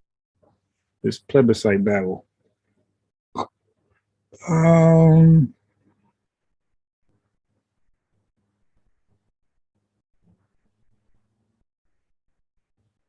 What the? Ah, my God, this chick. Yeah, so I'm definitely gonna get into that. All right, hold on. So let's do this. Proud Boys, the group that helped lead the January 6th attack on the U.S. Capitol. In early 2021, Apple, Amazon, and Google kicked Parler off their app stores after the site hosted calls for violence around the time of the January 6th riot at the Capitol. Essentially, Parler was knocked off the internet. So it was not operating as an app, and it wasn't operating as a website either. Apple and Google. Hold on, how the hell they canceled? Wait, what? The January 6th riot at the Capitol. Essentially, Parler was knocked off the internet. So it was not. They could do that too. They could knock your app off the internet. Wow. Yeah, this is getting too crazy. Yeah, see, this is the founding fathers of the country, right? That they call America, United States. They was afraid of this type of tyranny. You dig? That was from the British Empire. Operating as an app, and it wasn't operating as a website either. Apple and Google later restored the site to their app stores, but Parler has struggled to maintain a large user base since. In October, the site's parent company, Parliament Technologies, said it agreed to a deal in principle with West to buy the platform for undisclosed terms. Okay, so please tell me he bought this shit, because if they say Parler changed their mind because of the anti-Semitic rhetoric, can we admit it's a total L for this guy at that point? This happened shortly after Mr. West was locked out of Twitter and Instagram for posting anti-Semitic content. In owning his own social media platform, he would have the freedom to post the kind of content that might not be allowed on other platforms. West could not immediately be reached for comment, but in a press statement disclosed by Parliament Technologies, he said, In a world where conservative opinions are considered to be controversial, we have to make sure we have the right to freely express ourselves. Parler is just one of the social media networks that have emerged with promises of looser moderation policies. Sites like BitChute and Gab also built themselves as havens for free speech and alternatives to mainstream media. They came to be as a way to give users the opportunity to speak more freely. On the other hand, that sometimes means allowing people to post content that large groups of people might find offensive, that might be considered anti-Semitic or just racist. Some of these alternative social media sites have also become hotbeds for conspiracy theories and misinformation, according to audits of the websites from the Pew Research Center. Social media apps like Gab, 8chan, Parler have come under fire for allowing their users to post content that's been considered offensive or harmful. So, wait, if they come into criticism on the fire for allowing, I mean, wasn't that the whole point of the act, to let people just spew whatever they want to say, no matter how controversial, racist, or anti-Semitic it can be? So that's the whole point of it. But now they could come under fire, so they are controlled, or they could be censored, restricted as well. What? Okay, so is there any website? I mean, goddamn. But what about those Nazi fake? What about those guys who talk about black folks all day long? How are their websites able to? All right. Dangerous, inciting violence. The founder of 8chan could not be reached for comment. A spokesperson for Parler said conspiracy theory and misinformation are terms used to undercut those platforms daring to remind people that they have the right to speak freely. In a statement, BitChute said, "Can freedom be real when your silence is required?" and added that it supports West. Gab, another alternative to Facebook and Twitter, was linked to a 2018 mass shooting at a Pittsburgh synagogue. The shooter had a history of posting anti-Semitic speech on the platform. Gab's CEO said the platform cooperates with law enforcement to ensure I'm about to say, but don't you want that? Don't you want people to spew their hatred and racism and anti-Semitic things onto the internet so you can, like the rappers, how they tell on themselves, incriminate? Don't you want the white supremacists to incriminate themselves? Why are you to stop them from saying what they want to say? It's like they kind of like low-key protect. Yeah, the conspiracy theorists would say they're low-key protecting them. They're saving them from themselves. Like, don't you want them to talk like that so you can monitor them, follow them, and surveillance them? I don't get that. that anyone who would abuse our Like site, that's like a free wiretap. harm anyone, or make terroristic threats is brought to justice. The law says that social media companies aren't responsible. Yeah, I agree with that. And I had to explain that to somebody yesterday. No, man, an opinion and misrepresentation, like pretty much same thing you typed in the chat. I said that. I say, like I said, listen, if I say it's snowing right now, that's not an opinion. That's a bold-faced lie in my state, in my city. That's a bold, because Minnesota, wait, y'all weather be crazy. Y'all be snowing in October. So yeah, so I will that would be a bold-faced lie. That's not an opinion. Like whether somebody's beautiful or whether a player is better than this player, somebody's, style is swag, those are opinions. You dig? Whether you think Ye is a good guy, Hitler a good guy, those are opinions. You dig? But there's some stuff that's just false. So he ran to them after he got For the content its users post. Some of these platforms are also increasingly backed by prominent conservatives. Former President Donald Trump launched his own social network called Truth Social after Twitter barred him from the platform following the January Well, why didn't Kanye just get down with that? attack at the Capitol. Google recently approved Truth Social for distribution in its mobile app Oh, store. so Google, wait, oh my God. So Google is the gateway to these apps,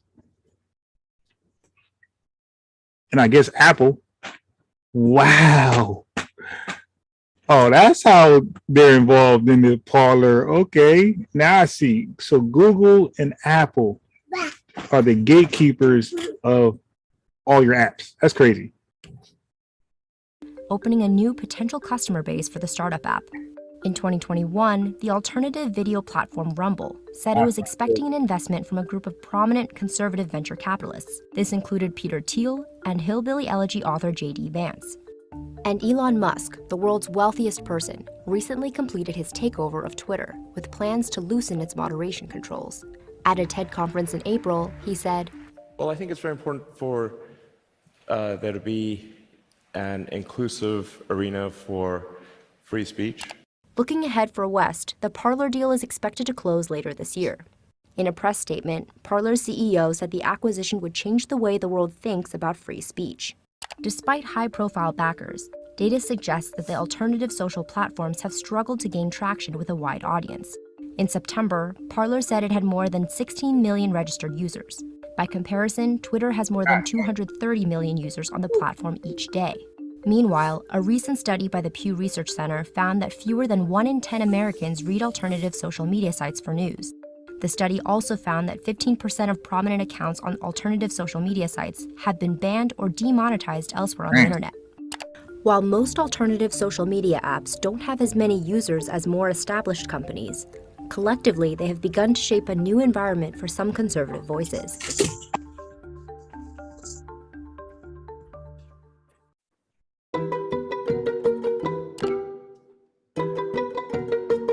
We're done with that.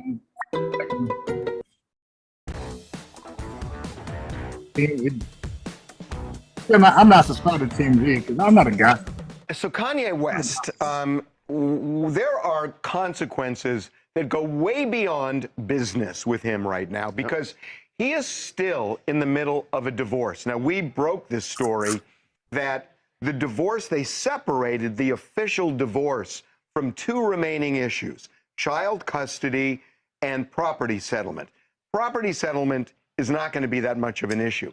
Custody now, in the wake of these anti-Semitic rants that Kanye made, the White Lives Matter shirts, the comments about George Floyd, all of it over the last month, and his mental illness, that could be a big factor in this divorce, which is looming right now. I just gossip. The custody battle's gossip. Okay, beat it. Just as he loses more sponsors over those anti-Semitic comments comes an allegation he once praised Adolf Hitler during a TV appearance, but it was edited out. A shocking new allegation against Kanye West. Look at this crazy. Y'all think this dude sane? Look at this. Edited out.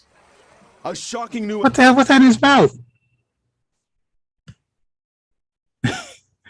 That's a mouthpiece. Okay, that's like a football mouthpiece. It says something. I can't read that. Oh, Balenciaga. Well, so he got a Balenciaga football mouthpiece. Well, you can spit that out now. That's over. New allegation against Kanye West. Did he have a sick obsession with Hitler? He wanted to call the album Hitler, and that it was really like the final hours before the album was going to come out that his camp was able to successfully get. So y'all conspiracy theorists, y'all supporters of this stupid nigga, y'all support Hitler? You got Hitler fan all of a sudden? You guys who are supposed to be against eugenics, now all of a sudden you on Team Hitler? At him to switch it to Yay, which is what it was called. Former TMZ employee Van Lathan says in a new podcast he was there when it happened. He said something like, "I love Hitler, I love Nazis." Wow. So Decent says he'll say anything to get ahead. It's how is he different than anybody else who plays the game, reportedly? That's not gossip. That's obvious. Kim going to get custody, and Kanye ain't going to be able to do shit. Well, then he going to go more crazier.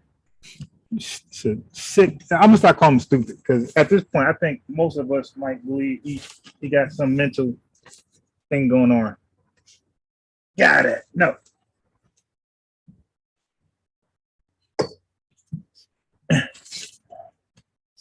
something to that effect when he was there, and they took it out of the interview. One of the producers at TMZ actually stood up and said, "I'm Jewish, and that is offensive to me." What you? Hey, yo, I remember I was talking to somebody on social media, one of these Facebook groups, when I used to indulge in that foolishness, and we were talking about some, blackologist talking points in the community, and I was like, "Nah, that's garbage." And then he was like he tried to use Unc as his source to argue with me, like I got random fool on the internet. So I uploaded this picture to him. I said, "You talking about that Unc right there?" He agreed with you? Are you? Of course, he started to like back away from that. Like, dude, stop it. Unc don't support conspiracy theories like that. Dude, and somebody tried to pull the shock Atmos thing on me.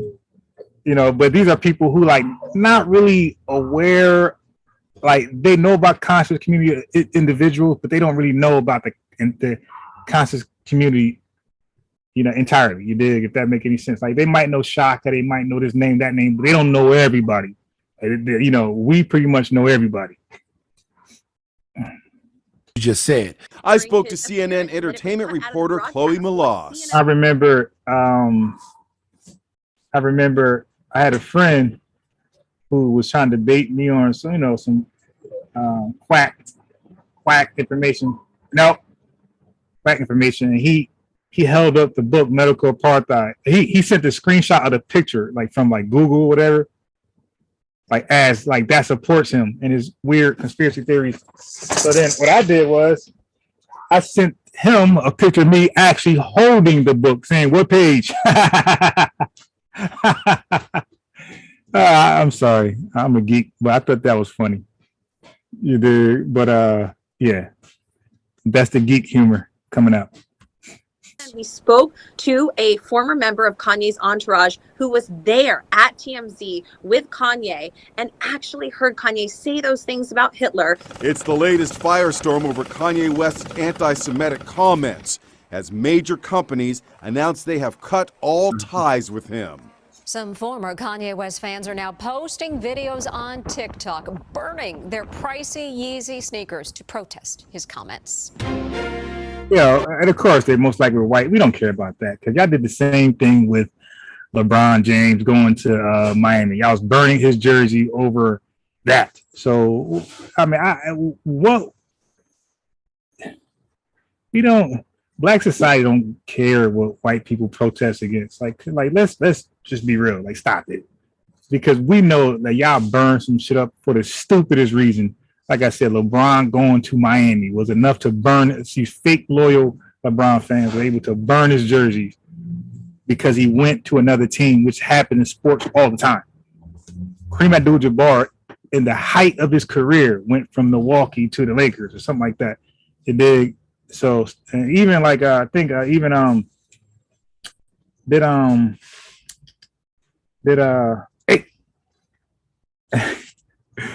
All right. Okay, so let's get out of there. I don't want to do that just yet. But I do want to try this right here. Let's see if I get flagged. Try this strange 10-second flag. I'm logging off. If it closes my thing, I'm just gonna log. Technique tonight to reverse type 2 diabetes. Most people can. Yeah. Okay. But Hillary Clinton can praise. Oh, I'm not doing that shit with indigenous crazy ass. You won't provoke me today, indigenous. I'm in a happy mood. Won't happen, my boy. Hey, thank you very much indeed for joining Piers Morgan Uncensored. My first question for you, I guess, is an obvious one. What do you hope to achieve from our conversation? Did you see this? Oh shit. Did you see this? No, ma'am, and indigenous. gets his orders from. I bring receipts. You know how I do. You know how Tahaka Bay do. So you have to question this brother. Understand me? Now, let me promote one of my janky raps, okay? Yeah, you know how Tahaka Baby rapping. It shows, you know. He's saying this is a segment where he's going to do that, so he's gonna do it live. This is now that I had your attention. Let me bust one of my rhymes. Hold on. this is hilarious. Yeah, the Hawker. Yeah, because you know Tahaka Baby be always rap. Hey, get over here. Bust one of my rhymes. Hold on. Yeah, the Hawker Bay in the spot. I got the drop. I kick these rhymes. These rhymes are hot. I kick these rhymes all day and night. I'm not just battling. It's not just plebiscite. I'll keep it raw. I'll keep it true. I'm the Hawker Bay. Yo, you know what I do. All right. Anyway, y'all. Read the chat. Hey, yo, did y'all see that one? Yo, that was funny. That was funny. Yeah, one of my I gotta read this text group I'm in with some of my pseudo friends. My man said this is all a master plan for Kanye West. He had to get rid of his sponsors so he could run for president. I'm like, dude, what world are you living in? Like, what American president can successfully win with the anti-Semitic tag on him? Like, dude, really? Come on. Or any anti-tag on him. Let's stop it. But definitely not the anti-Semitic tag. You forget about that. All right.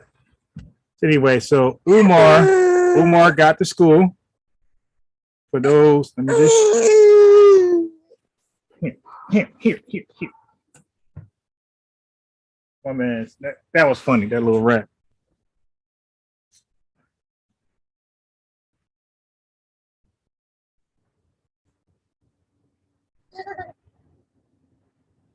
All right, so this is the school and the FD and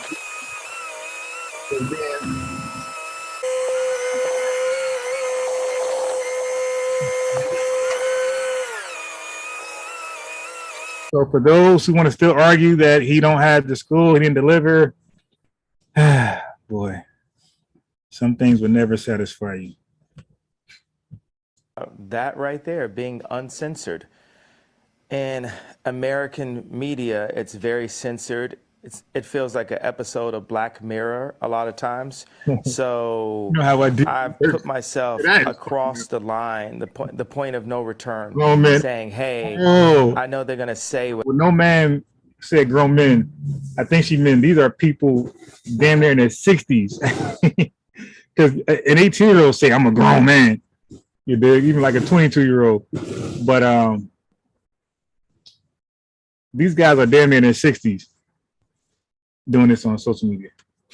whatever they want about me. And when I bring up the truth, they're going to say, you didn't get enough sleep. It's because of your health. They're going to call me names for my truth. But these experiences that I'm telling you about are factually things that I've went through and things that I refuse to keep going through and things that I'm not going to let my children go through and things that I'm not going to let my peers go through. No pun intended. Well, look, we are most certainly uncensored on this show, yeah. And Let me pause this real fast and get some tissue because it's cold out here.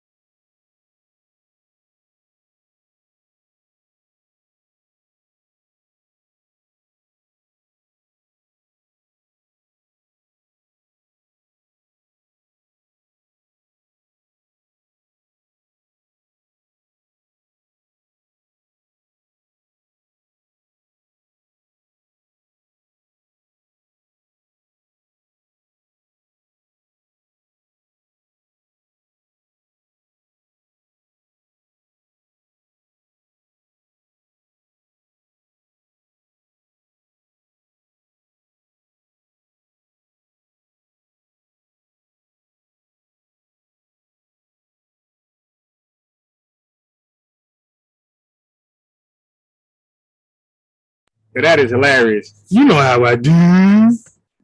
I want to give you the time and the platform to really explain yourself, because I think that sometimes sound bites about people, perhaps taken out of context, sometimes can create a very distorted view of what a person They really thinks. fans would even like a worthy cause. Like he was like, yo, he pointed out a real issue that's happening with black male comedians, and he took a stand. He took a stance to not be one of those black male comedians who dress up as a woman.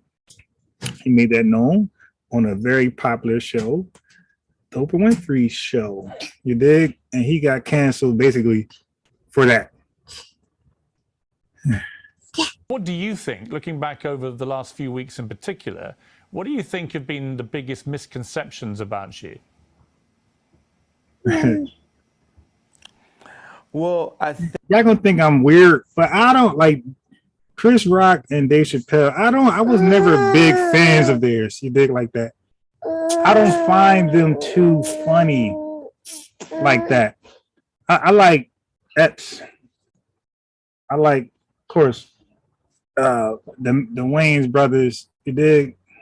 But a lot of people love Dave Chappelle and Chris Rock. Those two, I don't really find that funny. I find them okay, but you know, everybody got their own style of comedians and music. I think there's a left agenda to silence anyone that goes Left agenda. He's talking about the Democrats. Against the agenda. Let's go back Conspiracy talk. to Trump running for office back in 2015. Everyone that was around me in my industry, in the entertainment industry, told me that my life would be over. I would be on the wrong side of history. I've even had threats to my life for wearing the Trump hat. And it even ended up in... Yo, what the hell is that in his mouth?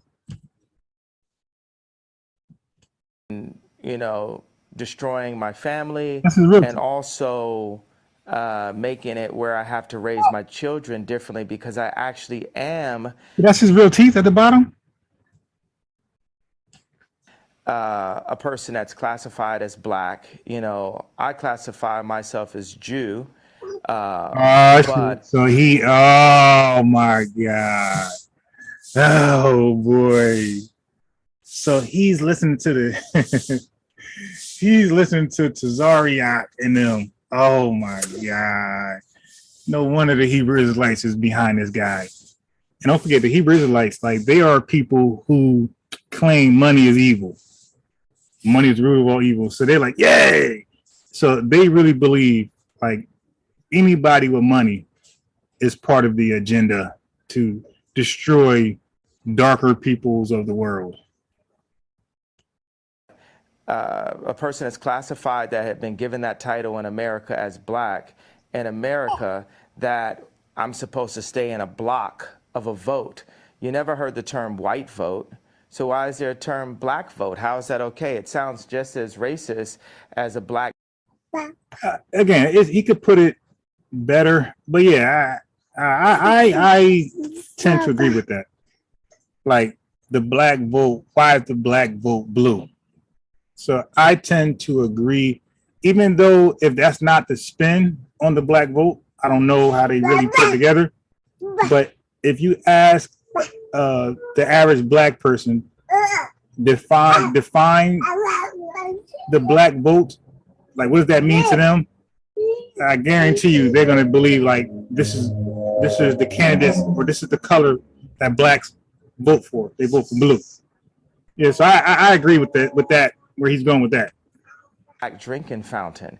And my dad, you know, called me and said, you know, the thing that the left fear about Ye or makes me the most dangerous is I'm rich. And that's the point.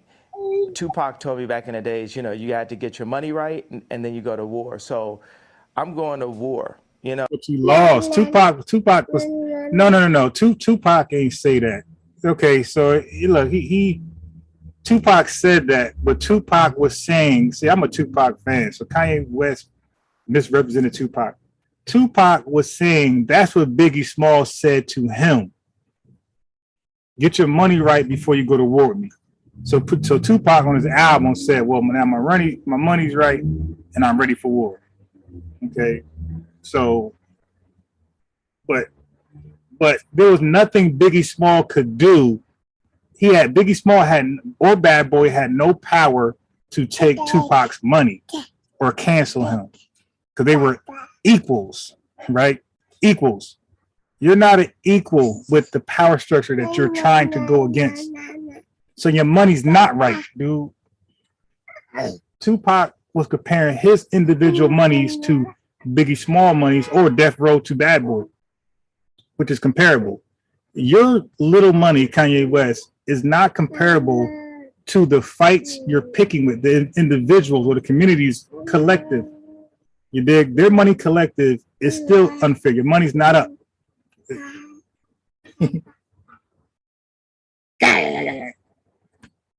No, I don't have endless resources. I only have like maybe, honestly, only maybe $120 million in my account.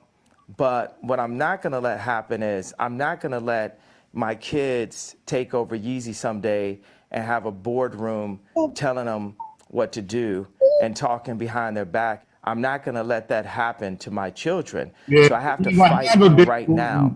And the other powerful icons in black music, when they were at the top of the game, they didn't fight at that point. They were too afraid of losing. Dude, you're not fighting. Stop trying to compare yourself to other people who actually fought. You're not fighting. Okay? You're not fighting. You're fighting a fight that you started. Okay? Nobody didn't come for you. They had. So by the time they wanted to make a difference, by the time Bill Cosby wanted to buy NBC, he didn't have the Cosby Show at that time to be able to. Yeah, the black vote, mostly black women. Possibly because I read something, or I didn't read anything. I mean, I read like a little meme. But yeah, they were saying like black men vote is like down. So the black vote could be potentially talking about women.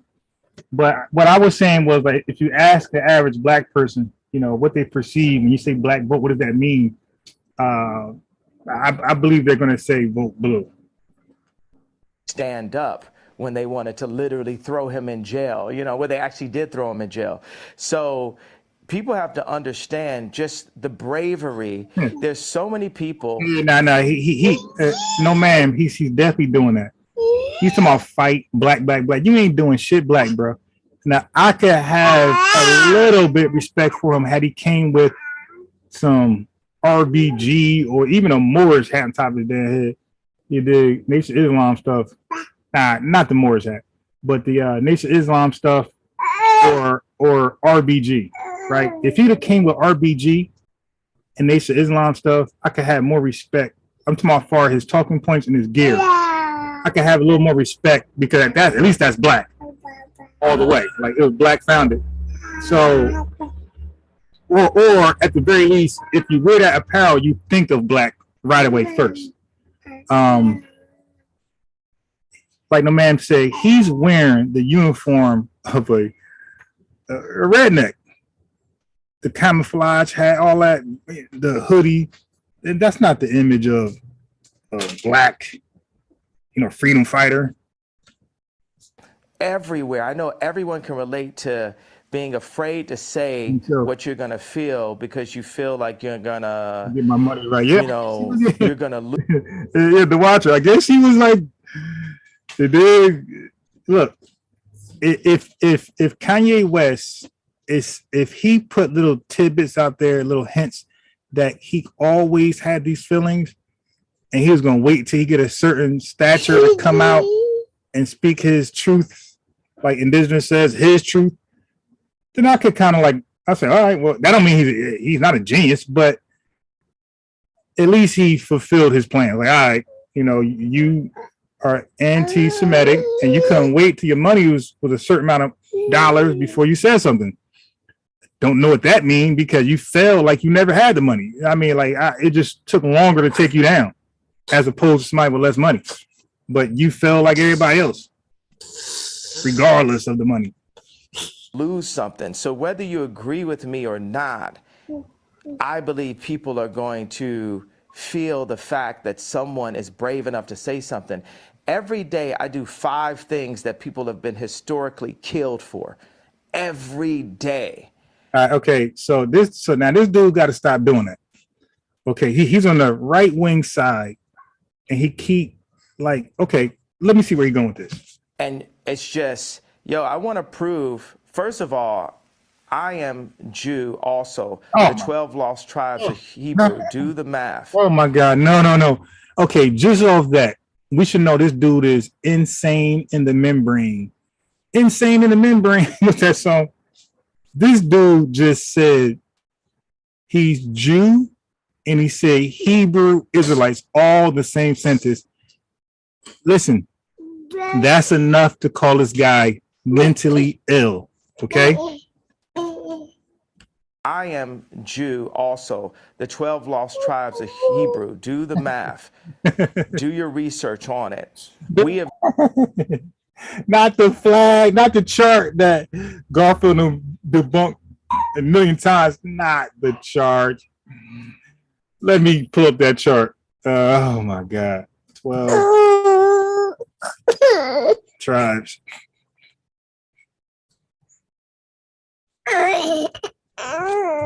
Not the chart. No. He's talking about this.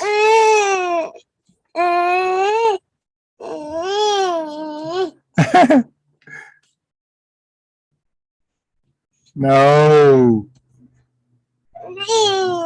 Nah, this is a UK version. It's a Netherlands, Ireland. Yeah, I ain't never heard that one. Yeah, that's some new stuff right there. All right.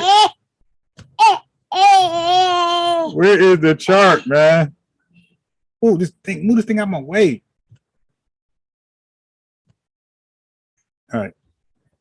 I want that chart. I want the One West chart. Ah, we ain't gonna find it. We're gonna find the European version. Oh my God.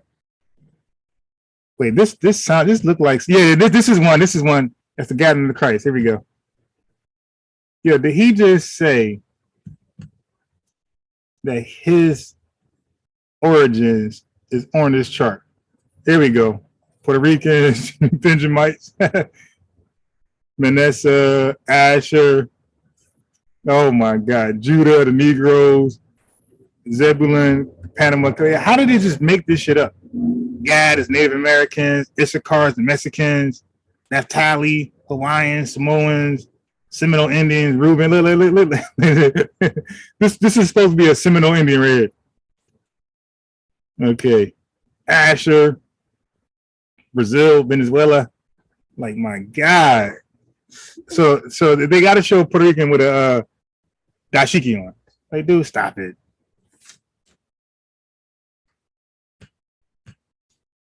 Tribes of Hebrew.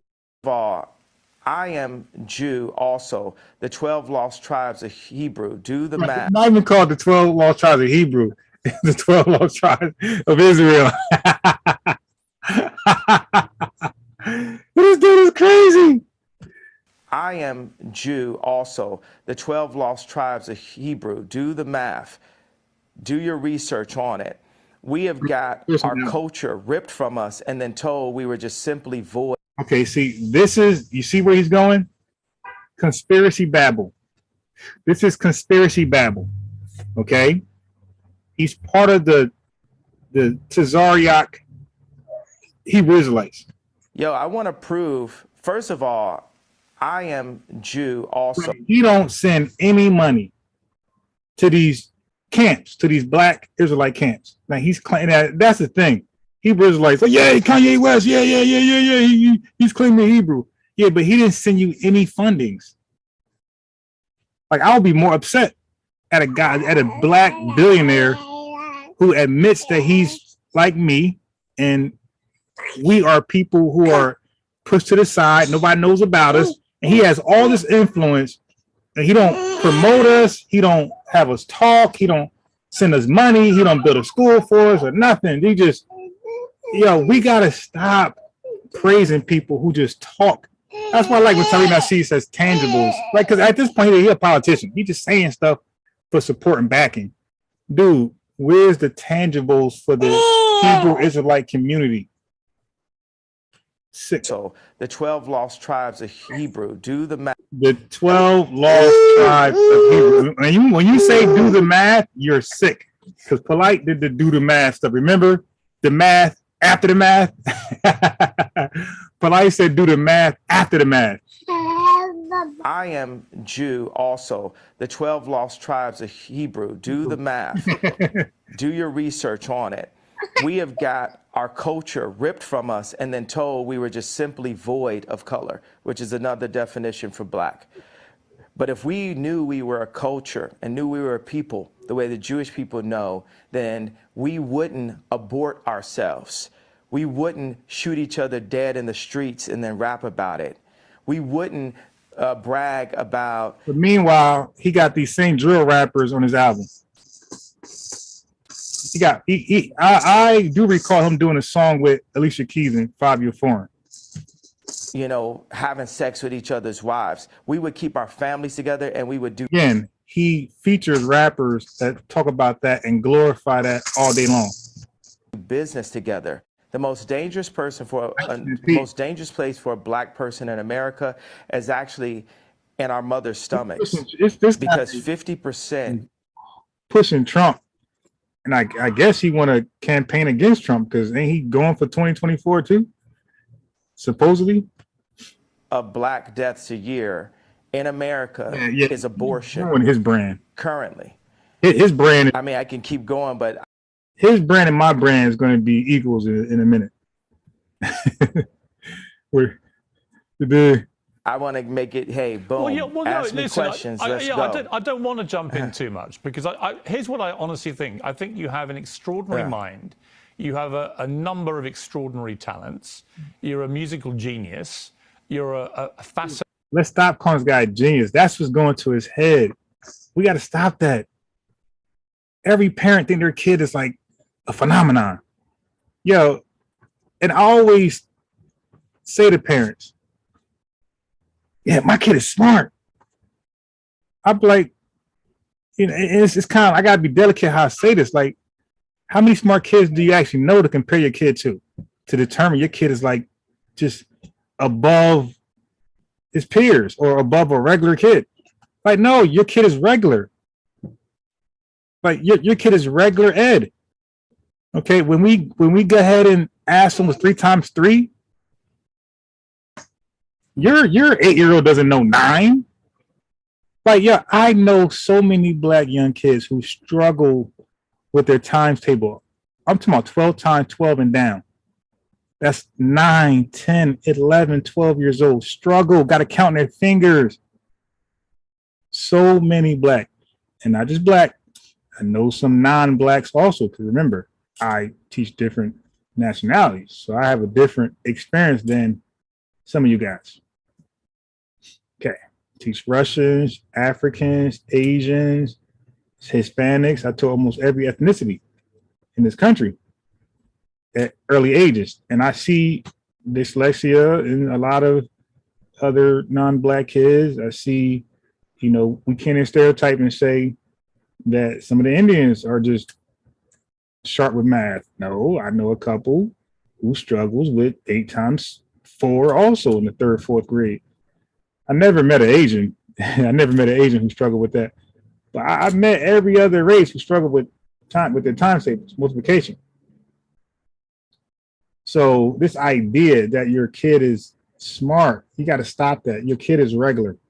Okay? Your kid is very regular. You will know if they're smart on what they know at an early age.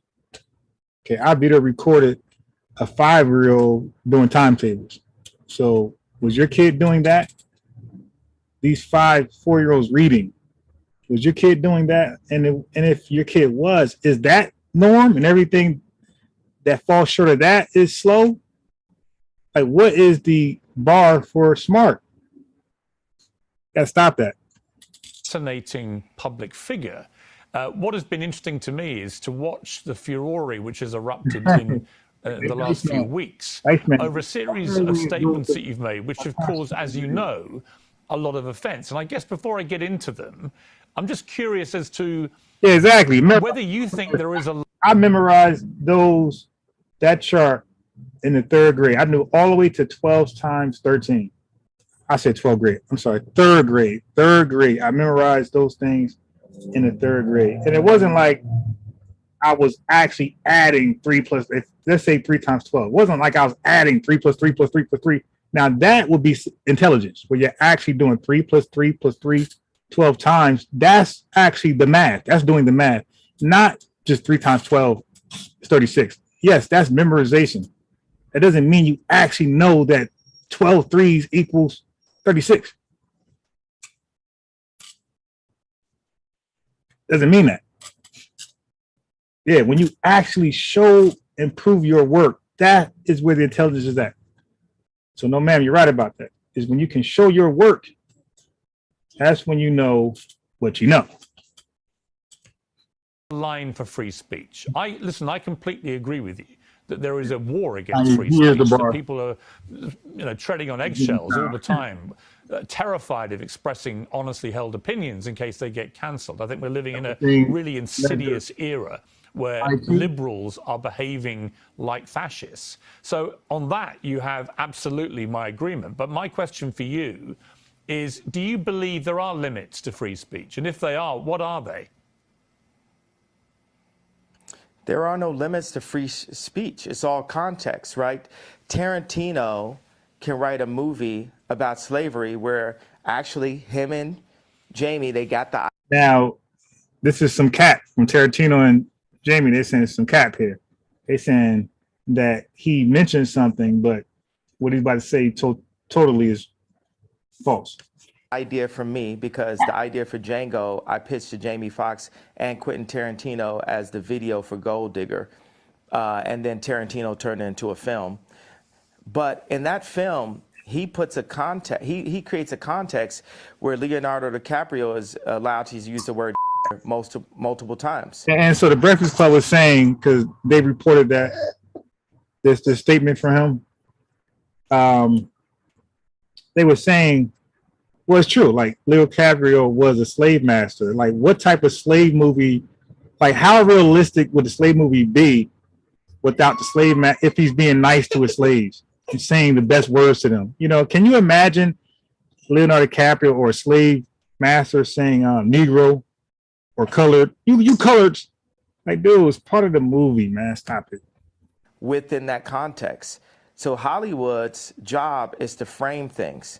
And they allow what... Let me see the chat. He said, that's been my challenge to any bad chick. I asked them 5 times 7 and they start looking creative. I'm telling you, Zane and Dice Man, yo, you'd be surprised how stupid people actually are.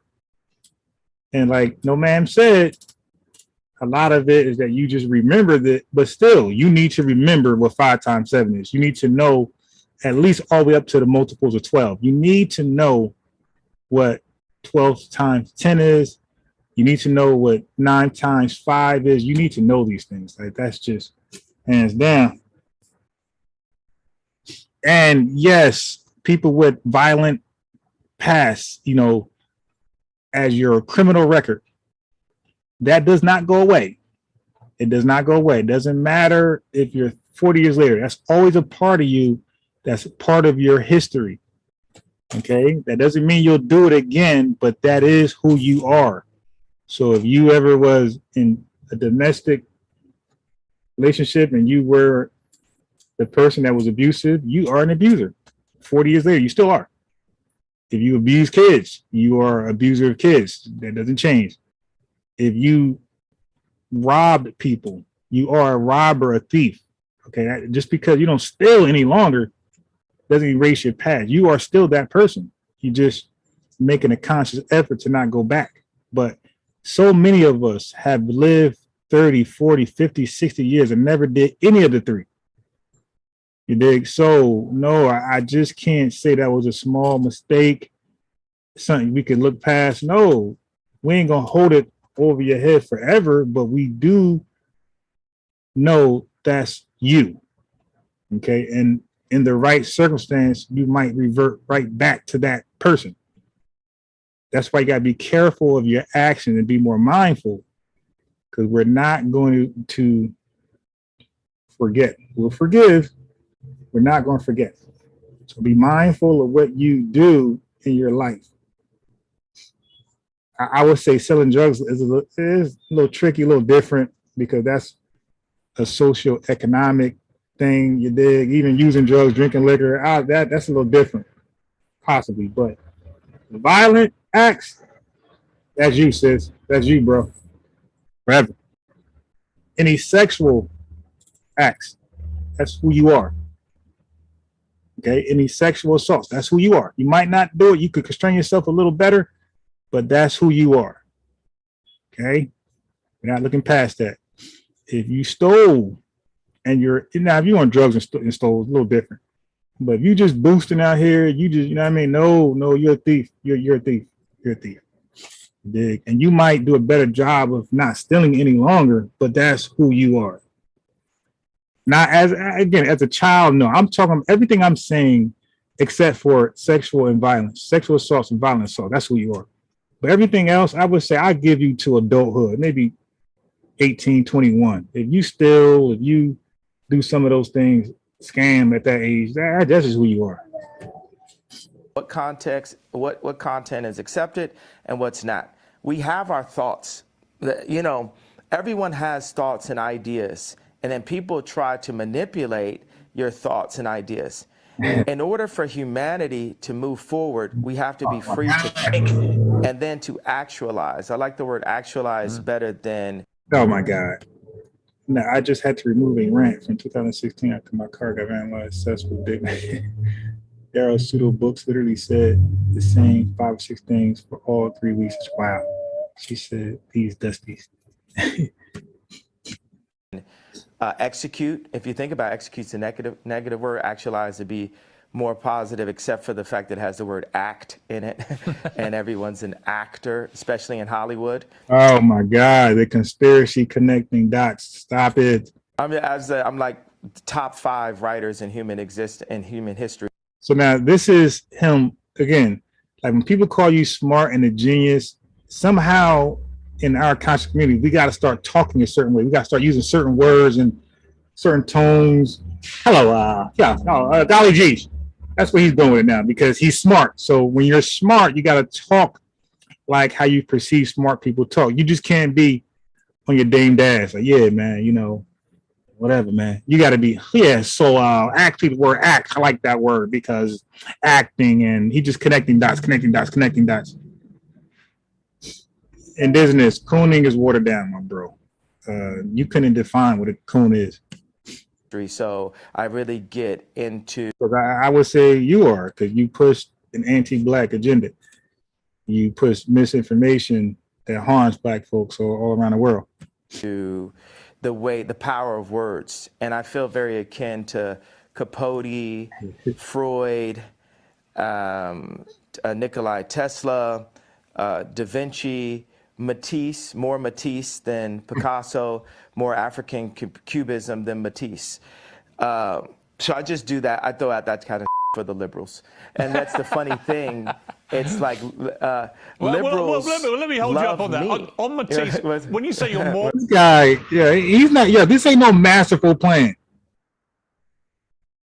Unless he's acting, unless he's an actor too. But what he's giving off to me, there's some serious mental illness, some CTE, something going on here. Spectrum. When you say you're more Matisse than Picasso, as somebody who's a fan of Matisse and Picasso, actually, I spent a lot of time in Saint-Tropez where they all used to paint together. Why do you say Matisse? What is it about Matisse that has IBM? You feel an affinity with? I feel like Drake is more Picasso and Ye is more Matisse. When we talked about, oh my God, the Drake. When me and Drake went to do the show last year. Let's stop. Why? Like I was watching the Baby interview with Hot 97. The Baby, you know, he made some remarks. He had some thing going on with Megan Thee Stallion, and I think the gay community was mad at him for something. And instead of him like apologizing, you know, playing the game like he's just supposed to as an entertainer, he went to stand on his square, and as a result, his career took a nosedive as well. And so he's acknowledging that on these different platforms in his freestyle. He's talking about it. And I'm a man. Nah, I ain't gonna do this. I'm gonna stand on my truth. Yeah, but now you're complaining, you're begging to be interviewed from to tell your story to get sympathy, and people start buying your album and paying for your shows again. Yeah, you dig? Like, let's like, what's up with this? Now that could be male toxicity, where I just can't apologize. I gotta stand on my square and just lose it all. Let my family suffer, but I'm gonna stand on this truth. And this truth is like irrelevant or not even the truth. For prison reform and to bring awareness to the. Yeah, I'm gonna find that baby interview. So you can hear that, just that part. Yeah, how stupid this nigga sounds. Incarceration of Larry Hoover. I sent him articles about the relationship of incarceration, awareness to the incarceration of Larry Hoover. Okay, so I forgot my rant. So he's mentioning Drake, like he's keep mentioning entertainers. Like, yo, bro, this country does not take entertainers serious. Only black people. He's Drake. Yo, just because you got money as a rapper, comedian, actor, actress, football player, basketball, WNBA, that doesn't mean you like. Okay, you got fame and recognition. You sign autographs. Okay, but you're an entertainer. You're not a big dog. And like they keep thinking like they are a major player now. Like, dude, you came in the game as an entertainer. Nobody takes you serious, no matter how much money you got. Let me find this DaBaby interview. I sent him articles about the relationship of Matisse and Picasso and the need for these people. You need to have that. You know, I need to go into the bar and go to Starbucks. That's a form of a modern day bar, right? And just hear Drake's song playing back to back. And Drake needs to go into that same Starbucks just in a different city and see people wearing Yeezys. Oh my God. And it puts us both back into the studio. And, you know, God sets up these almost similar characters, these doppelgangers. It makes me really realize God has a sense of humor. Like, yeah, sure. All right, this is do I gotta play all hour and 40 minutes this prep? God got a sense. Then go to the God thing. God got a sense of humor. So he doing a God thing because he know most conservatives are religious. You dig? So you play the God card. It's like, ooh. All right. So let me just give y'all this right here. Rosenberg, Laura, all this shit, but at the same time, they're not like motherfuckers is. But you knew Suge was controversial though. But you, a motherfucker could have never like.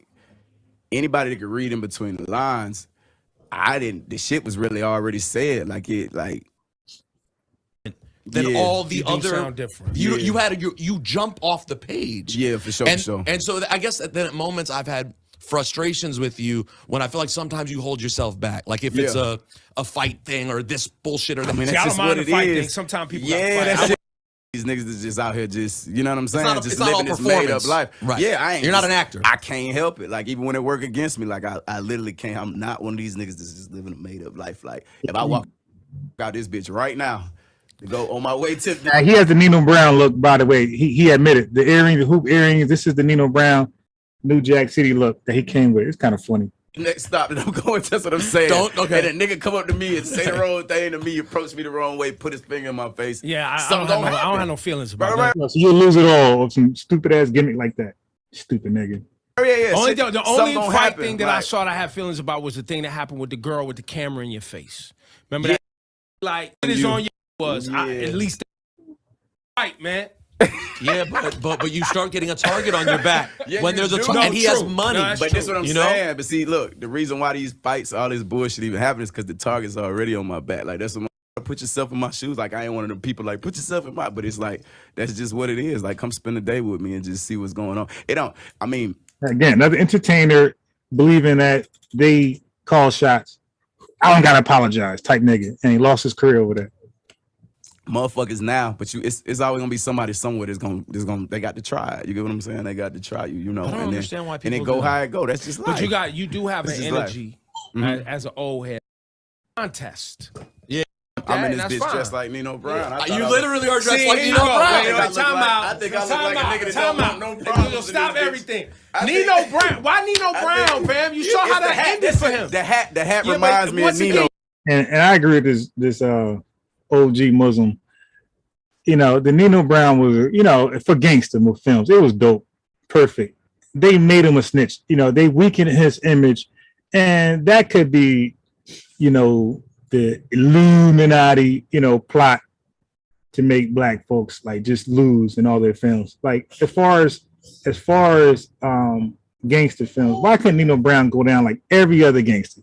Either die standing on the square or get life in prison standing on the square. Why did he got to be the worst snitch ever? You know, at the end, like, come on, stop it, stop. So I'm glad the baby ain't you know, nah. He still rat for Nino.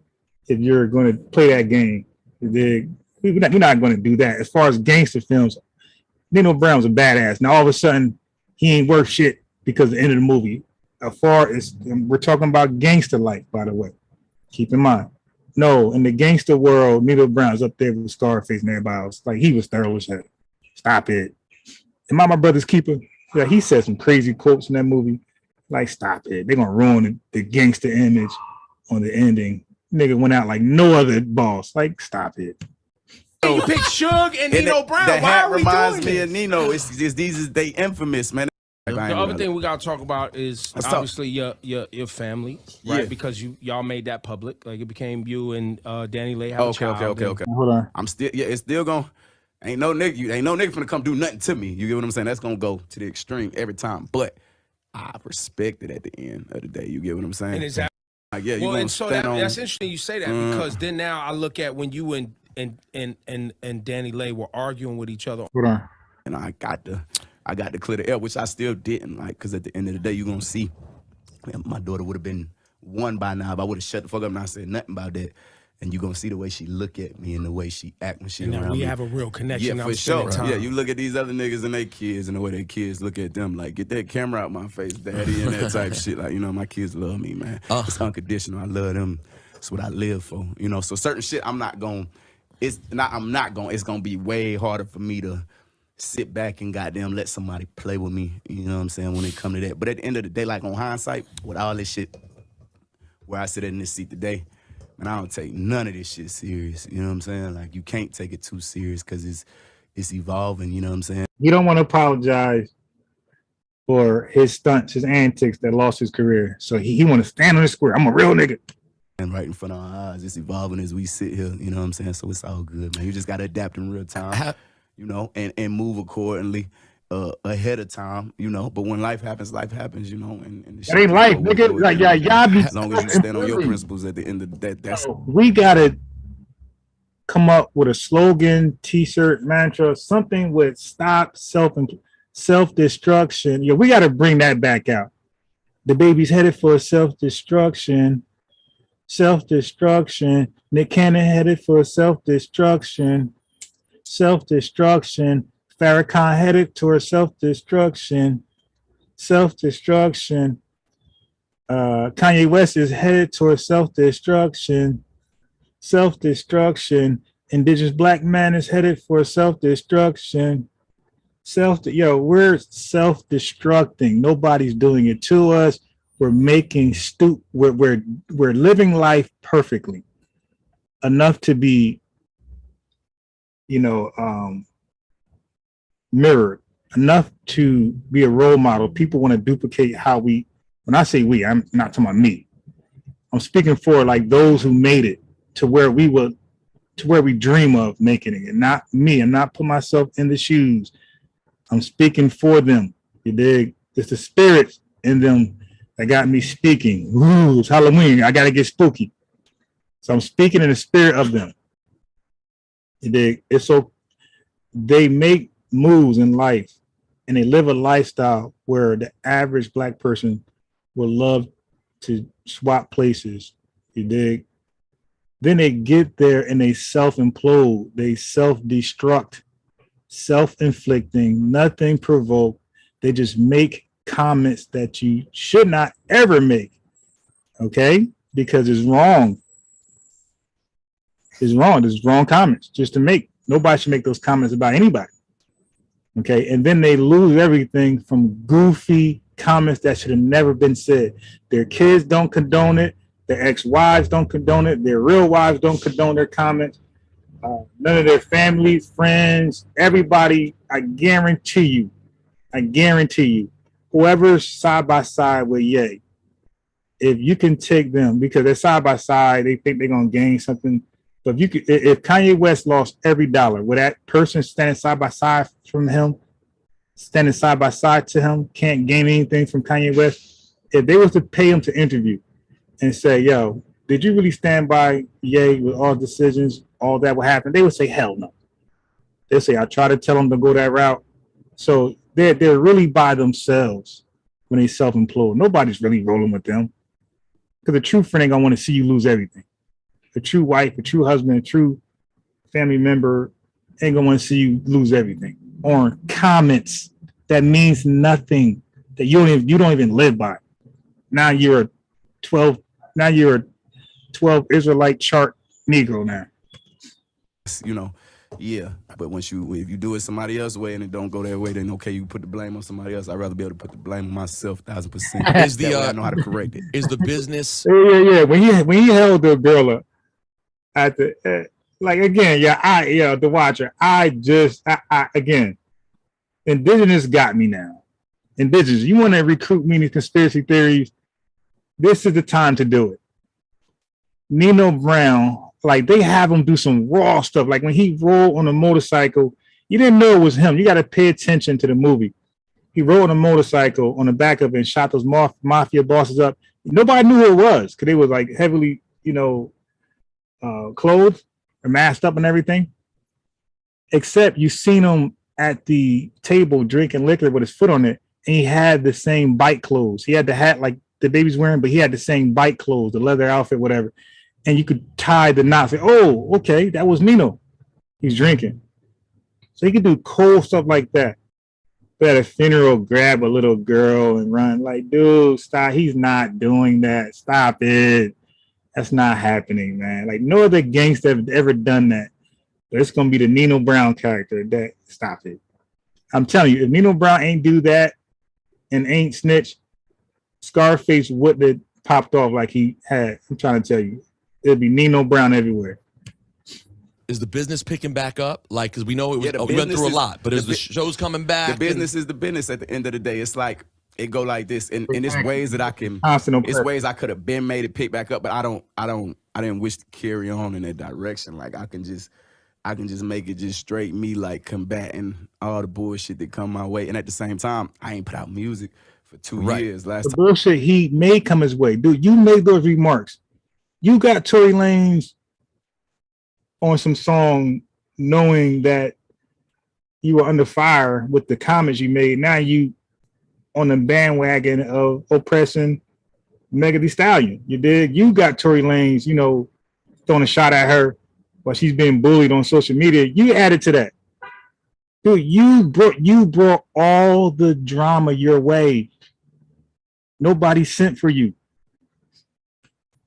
Time I dropped an album, we was going into COVID. We was thinking the world was about to fucking end. Yeah, we This talked is to you on Zoom, I That think. was on Yeah. the Zoom. Right. Right. You get what I'm saying? That's 2020. So even with all this shit, 2 years worth of shit going on, I ain't even dropped no music. See, and what we were saying early on, like I came in controversial, it been bullshit going on, but I always drop an album every 6 months when I came in. Right. Boom, boom, boom. You know what I'm saying? I came in with Baby on Baby. You know what I'm saying? Had Suge on there, whatever else was on there. Followed up with Kirk. Had Bop on there. Kirk was #1 first week. Followed up 6 months later at the beginning of COVID, at the height of the COVID frenzy and shit, with Blame It On Baby, #1 album first week, #1 Billboard song with Rockstar on that motherfucker. So I really ain't even, it's a whole 2 years of my life of me giving my point of view, which I always did through music. I was never talk to the phone type of nigga. Like that's not even my style. You get what I'm saying? So was that a mistake? Are you unhappy that you did that? Like I say, I respond to a lot of shit like I'll be way slower to respond because it ain't no, you know, I would've moved like knowing now, like how I know now, motherfuckers don't want to hear me explain myself. They want to hear me pop my shit in my music. Drop the music, right? Just bring They it. want me to pop my shit in my music. That's what they fell in love with me for. They ain't fall in love. I didn't That's come a in great as no point, fucking bro. politician. That's a great no point. political rapper. No, you know what I mean? No motivational speaker ass nigga. That ain't that ain't how I came in. You get what I'm saying? So it's like that ain't what people love from me. They love They want party. See, it's straight ignorance. I'm that nigga that say that shit. I can't believe that nigga said that, and I like it. You lost your career by being that nigga. Nobody look at you like that. Nobody look at you as, yo, say something crazy so we could all be like, yeah. That's kind of like how I came in. You get what I'm saying? You know, for lack of a better Listen, the explanation game on it. will get you swept up in some shit. Man, believe that. I done seen it. I'm I mean, prime look, example. You endorsed Kanye West for president. Oh, for sure, I did. And I was like, yeah. He would have ran for president, then I'd have voted for the nigga. Facts. I mean, He would've ran it would then. have only been you and 5 other people. You got like 60,000 That ain't votes. none of my business. Ain't none of my business. I'm like, man, look at this shit. Yo, meanwhile, Uh-huh. and some motherfuckers is really upset. Oh, for I sure. need to make sure Motherfuckers that they pissed. know I didn't know that was a line. Right. My bad. Yeah. Boom. See, he's trying to give him an extension, saying, yo, I ain't know that was a line. My bad. You know, I'll do better. Watch how this nigga respond. I've been doing this so long, I know most of the lines. Yeah. So I be with the shits. Yeah. And then when I see somebody going left, I'll be like, oh, you out there by yourself. Because I already know how to not get slippery sloped into the bullshit. Right. I already know the game. I done been in so many wars in this game Yeah. with radio hosts, rappers, politicians, Yeah. protests Nah, that outside. shit ain't I done about had all shit. the shit. That shit ain't about shit. But you got to know the lines. Right. And that's a learning process. You got to know the lines. Takes And time. which is why I knew when we kept you on Summer Jam, I was like, he don't know the lines yet. And he's a street dude that's used to fighting for every Yeah, I'm gonna fight for what I want. everything. So he don't even know. Now to give him a fishing hook. Oh, a lot of guys come from the street. I'm gonna fight. They don't know nothing but fight. Yeah, ain't no guilty. No, what the fuck are we talking about? It ain't no. Nah. Yeah, you they just don't. gotta do their There's job. no. He just, there ain't no guilty, ain't no settlement. I gotta, ain't no selling out of court. I gotta fight all the way and get the max penalty now. Stupid nigga. Oh, I fight. Yeah, nigga got to do their job. You know what I'm saying? Yeah, so, but I appreciate you coming in today. Nah, I appreciate. Yeah, y'all you know, having me. you Nah, thank you for.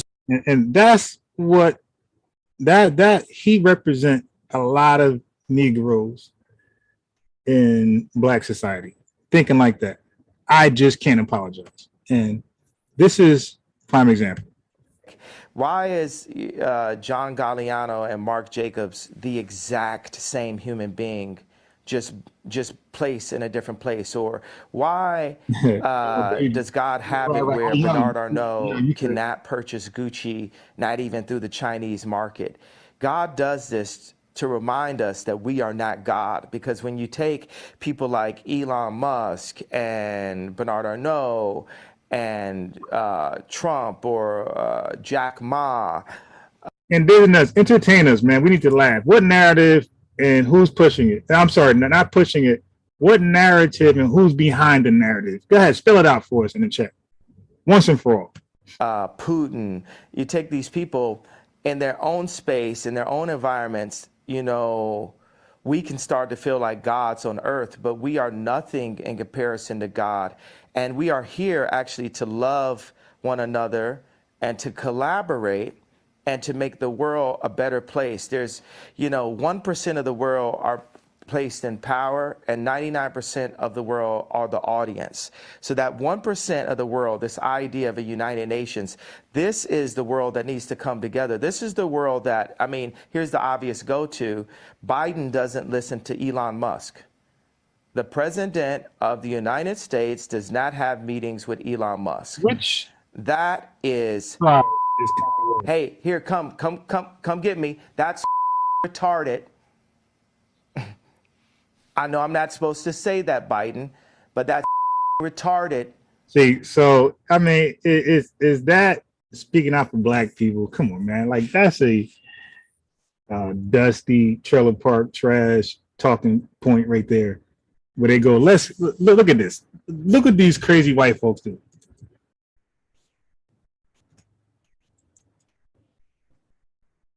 In New Jersey, look, let's go Brandon, Toms River, New Jersey. It's not even that far from me. This is what they wear. These crazy white folks. Let's go Brandon. They're talking about Biden. Like these Let's Go Brandon shirts. And they really wear these. They really wear these shirts. One house we went to we did a consultation. One house we did a consultation on. The dude had a huge flag outside of his house. And it said, "Let's go Brandon." That was my first time ever seeing that. And before we went inside, I said, wait. I Googled that real fast. And it was like, "Let's go Brandon" is a, alt-right, slur towards Biden and the left wing, the liberals. So I'm like, all right, so now we know what house we're going into, you dig? So now we know what type of energy we're going to be confronting when we, survey this guy's house, you dig? But one thing about these alt-right and these right-wing guys, as crazy as they are and racist they are, if you're black and you can service them and the service is A1, they'll pay you. They're not that stupid. They're not going to say black lawyer, black realtor, black. They ain't going to do that. They're going to say, let's hire the experts. They don't do that, black. They don't do that white, everything. No. They're going to hire the experts, the best. Okay? We came there black as hell. And he went on. He could have said, nah, I'll go out and take my service other way, and take my money other way. No. He said, okay, when do we start? But this is the Let's Go Brandon shirt. So that blackity stuff, come on.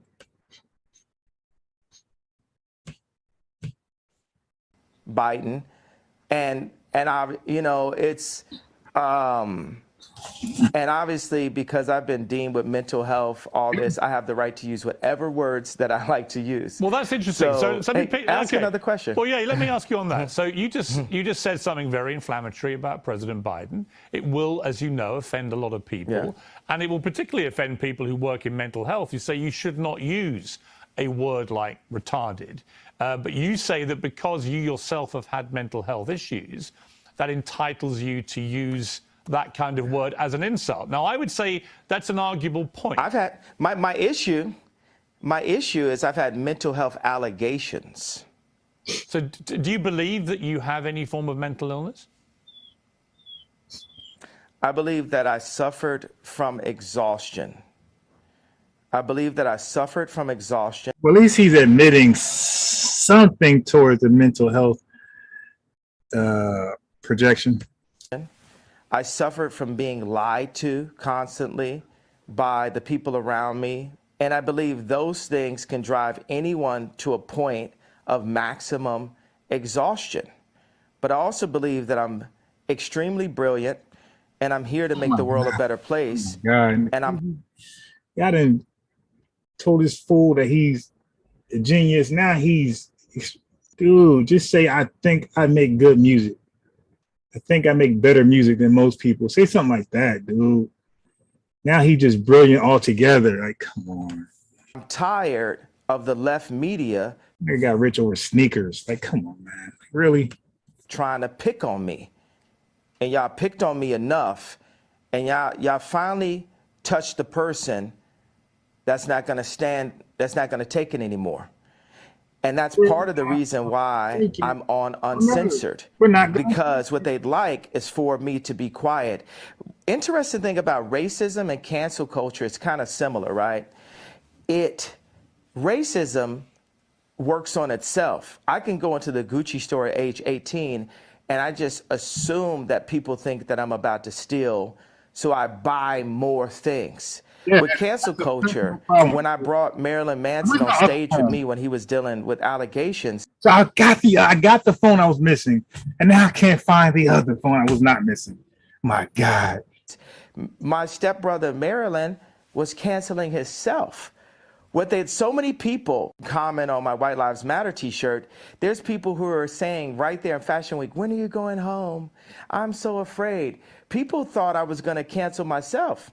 I'm not going to cancel myself. I'm going to keep on delivering what I feel, because guess what? It's very split opinions, by the way.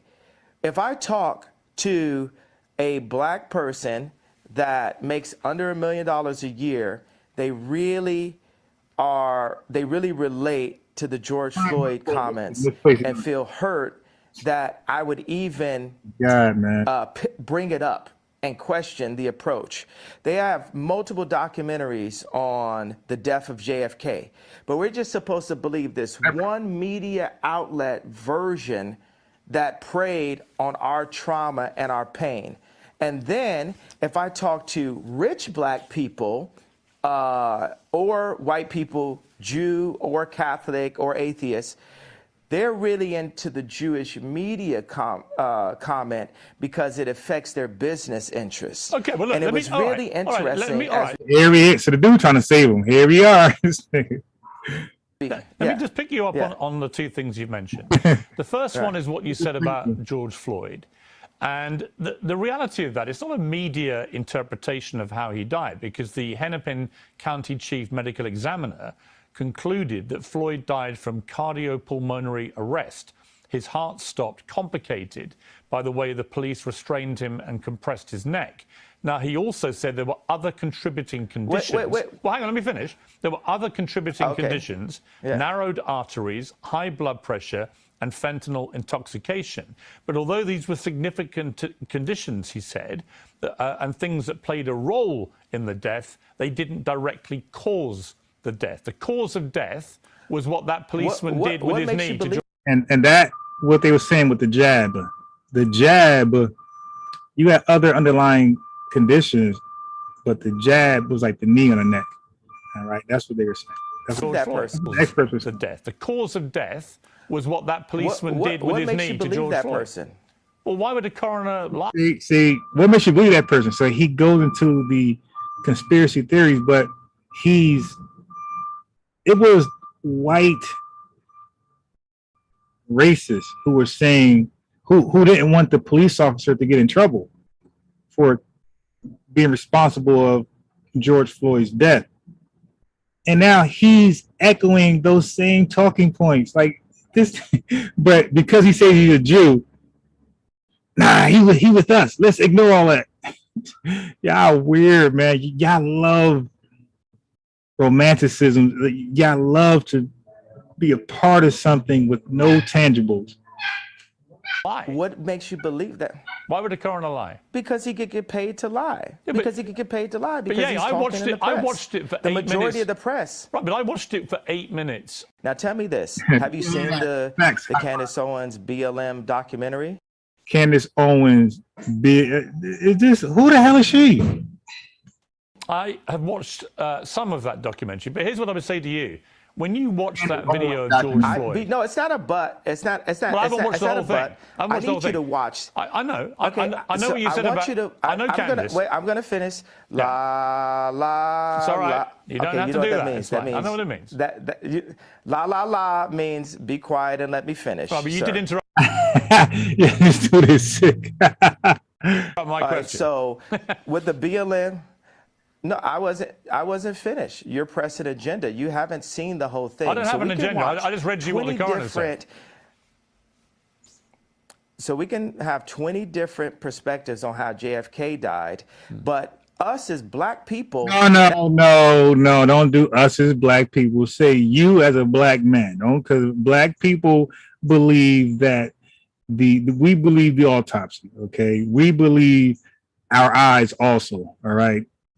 Not only can we only vote one way, we're not allowed to have any other perspectives, and that the area for George Floyd, where he passed, the murder rate is up 50%, And nothing, this is so-called movement, but it didn't move blacks anywhere. Right, now listen. So me as a black person. I will say there are legitimate questions about the Black Lives Matter movement, no question. But on the specific point about how George Floyd died, I don't think it's in question about what actually killed him. It was that police officer with his knee on his neck. It isn't question. He wasn't. It isn't question. I'm questioning. Well, you can as question a black it, but person what you're who has questioning had is a friends- coroner report. Do you have friends that were killed by police officers? Do you have friends that were locked up? Oh, now do you have he's doing friends? that. Do you have people aborting half your race? No. So I am the. So he's going with the abortion talking points, okay, where abortions means he's going to go there. So I'm preparing you. Viewer discretion advised. He's going to talk about abortions are murdering black babies. He's going to do those talking points. I don't know if he got that from the alt-right. I don't know if he got that from blackologists, you dig, but he's definitely going to go to the abortions are confirmed as murdering babies. The black person.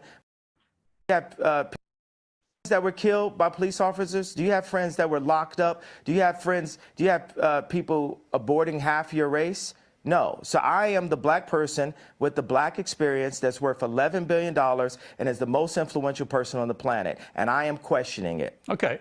I have a right to question it. Absolutely. You can't tell me with your accent that me as an American Jew black person, he's going the Jew thing. All right, okay.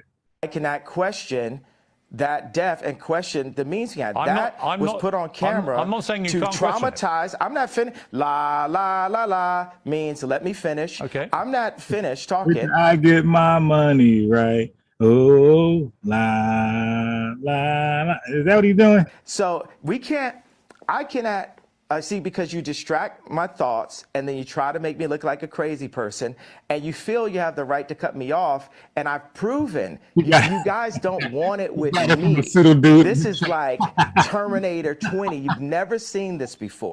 You've never seen this before. So I want no one to play with me. I have.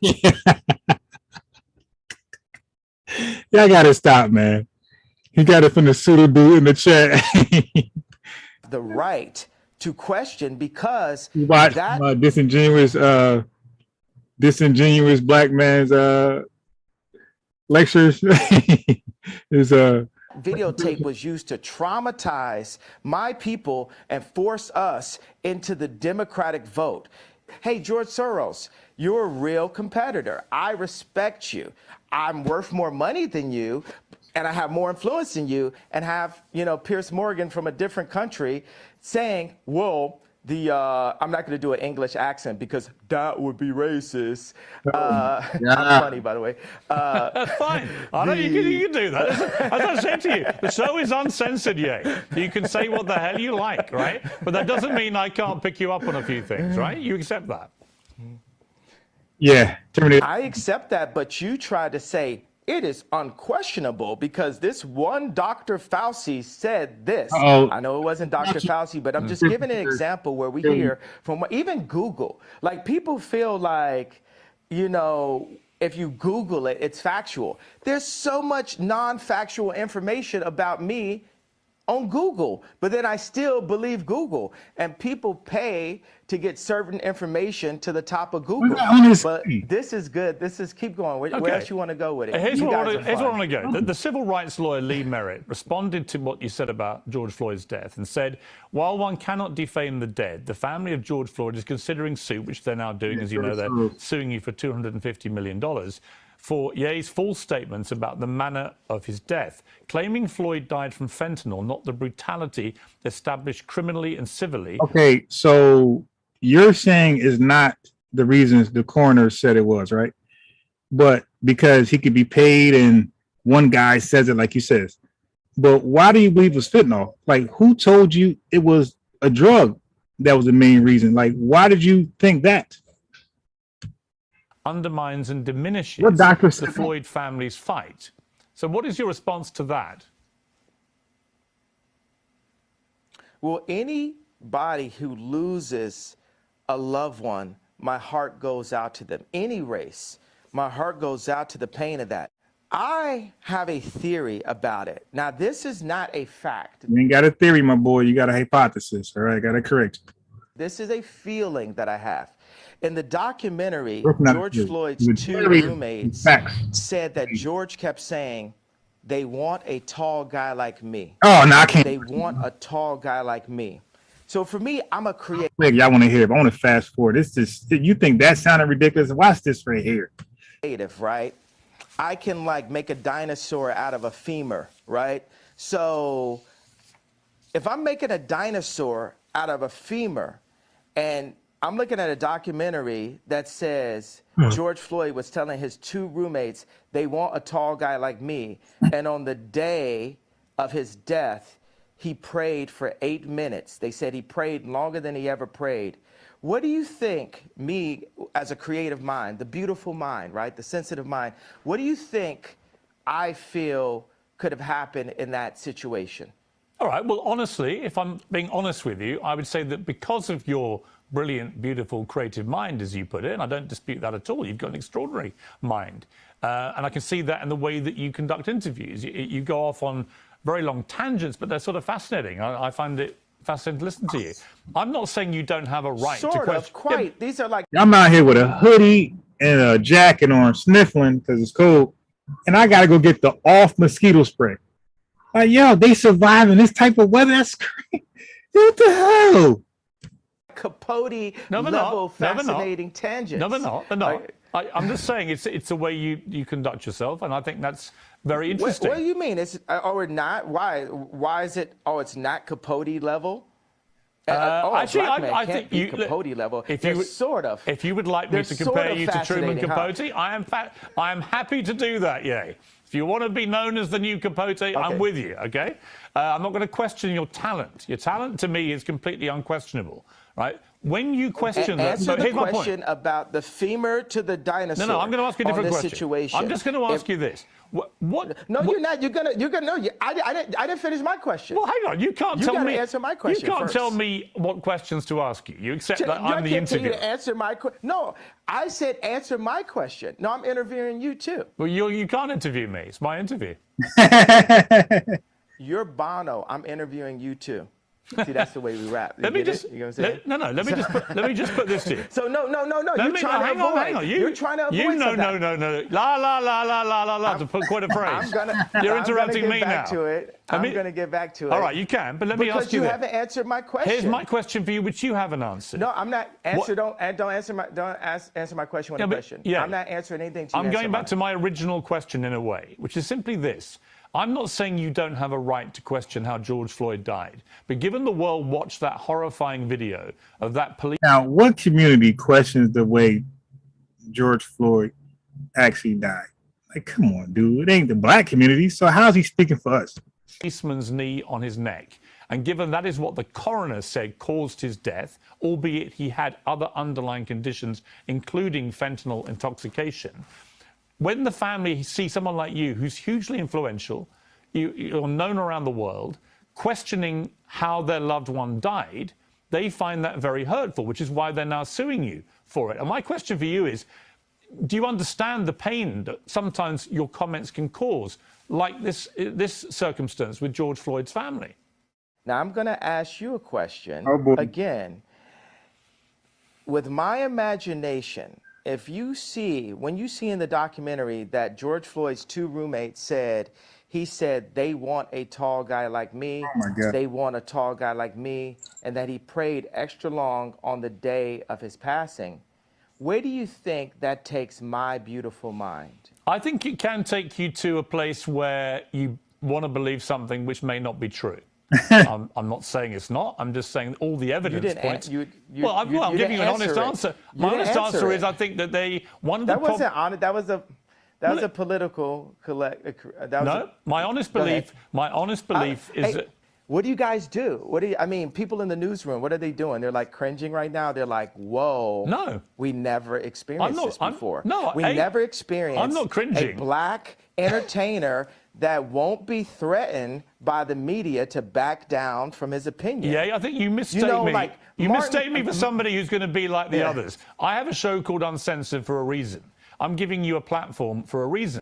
Right. You mistaken him. You think this is just a drink chance where you can like bully Nori to like clap at your goofy statements, your anti-Semitism remarks. No. But you're pressing an agenda. No, I'm not. You're perfectly entitled to your pressing your opinions. agenda. But do you accept You're you lying now. Do you accept you may not always be right? I just called you a liar. How does that make you That's feel? fine if you think I'm a liar. That's fine.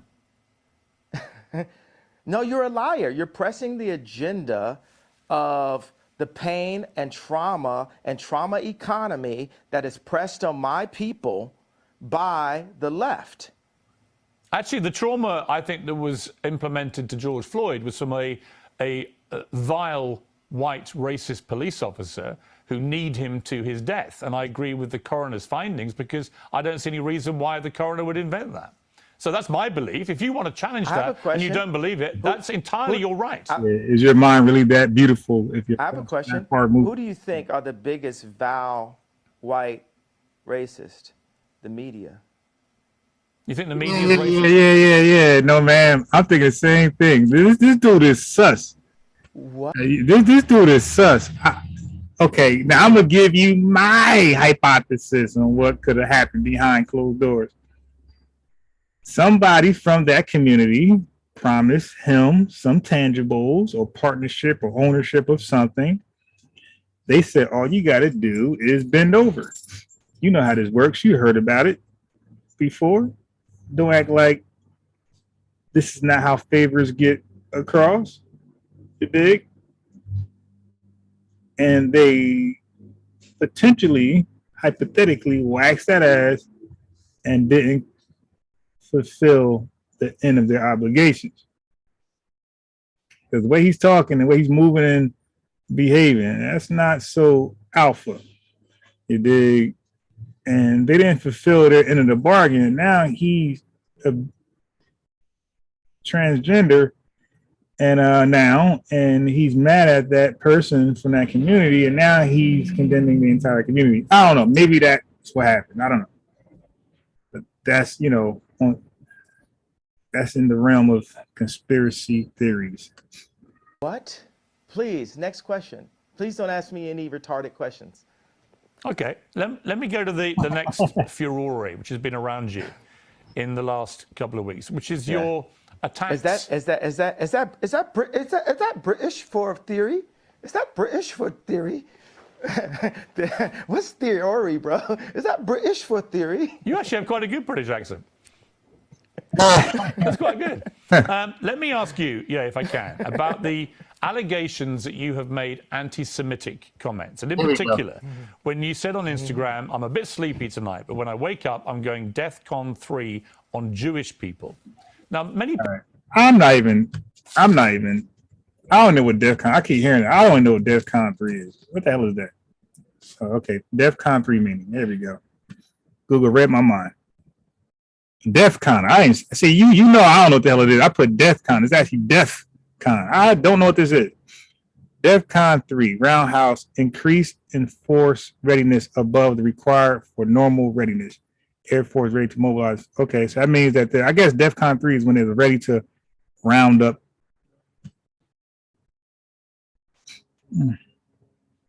DEFCON 1, cocked pistol, nuclear war is imminent or has already begun. Maximum readiness, immediate. Okay, so the lower the number, the more serious it is. The higher number, it's not so serious. Fade out, low state readiness, normal readiness, DEFCON 5. DEFCON 4, double take, increase intelligence, watch, and strengthen security measures above normal readiness. DEFCON 3, roundhouse, increase in readiness above that required for normal readiness. Air Force ready to mobilize 50 minutes. So you DEFCON 3. Okay, so now I got it. DEFCON. Okay, 3. There we go. So, all right, now how does that relate to Jewish people?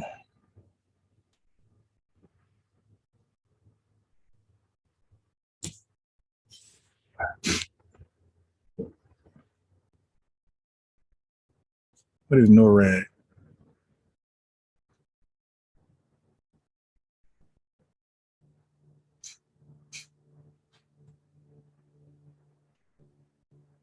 Oh, DEFCON 3. Oh, Yom Kippur War. Oh, October 6, 1973, Egypt and Syria launched a joint attack on Israel, resulting in the Yom Kippur War. Oh, he's going there with it. Wow. DEFCON 3, Yom Kippur War. Oh, he took it there. Sheesh.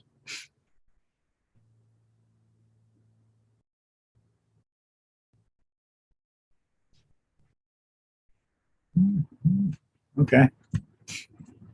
People who are Jewish found that deeply offensive. They wanted to know, what did you mean by going DEFCON 3 on Jewish people? Because DEFCON 3, as you know, is a heightened state of awareness for military action. So what did you mean by that? Here's your chance to clarify what you meant by DEFCON 3 on Jewish people. He was smiling. Well, thank you for allowing me to say what I meant due to the fact that I was blocked by Jewish people after I said that. So I wasn't actually allowed to say what I was about to say.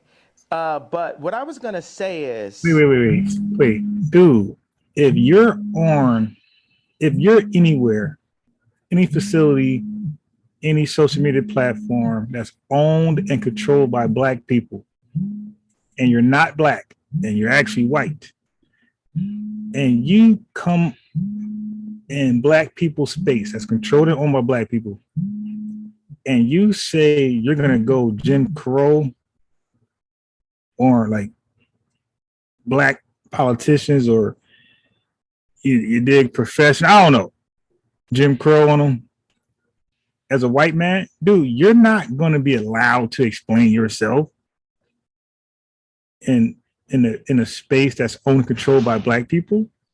They're gonna remove you, block you, whatever it takes to get you away from Black people. This guy thought he can say something like that and then explain himself to make it mean something that it doesn't mean. Yo, when a white person say, "Yo, I'm gonna go Jim Crow on Black people," how can he say, "Nah, let me explain that. It ain't what you think it means"?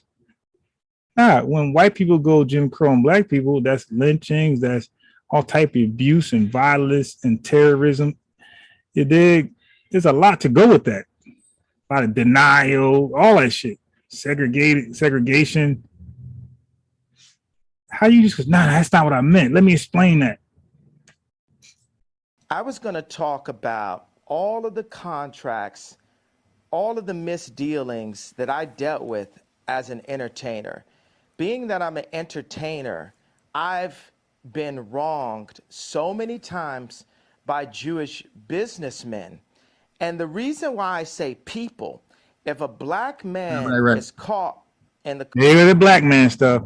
So No Man says he didn't care about the Jewish people when all the media was in his favor. I wonder why nobody's asking him what was their incentive then. Yeah, he's just pick and choose conspiracy theories.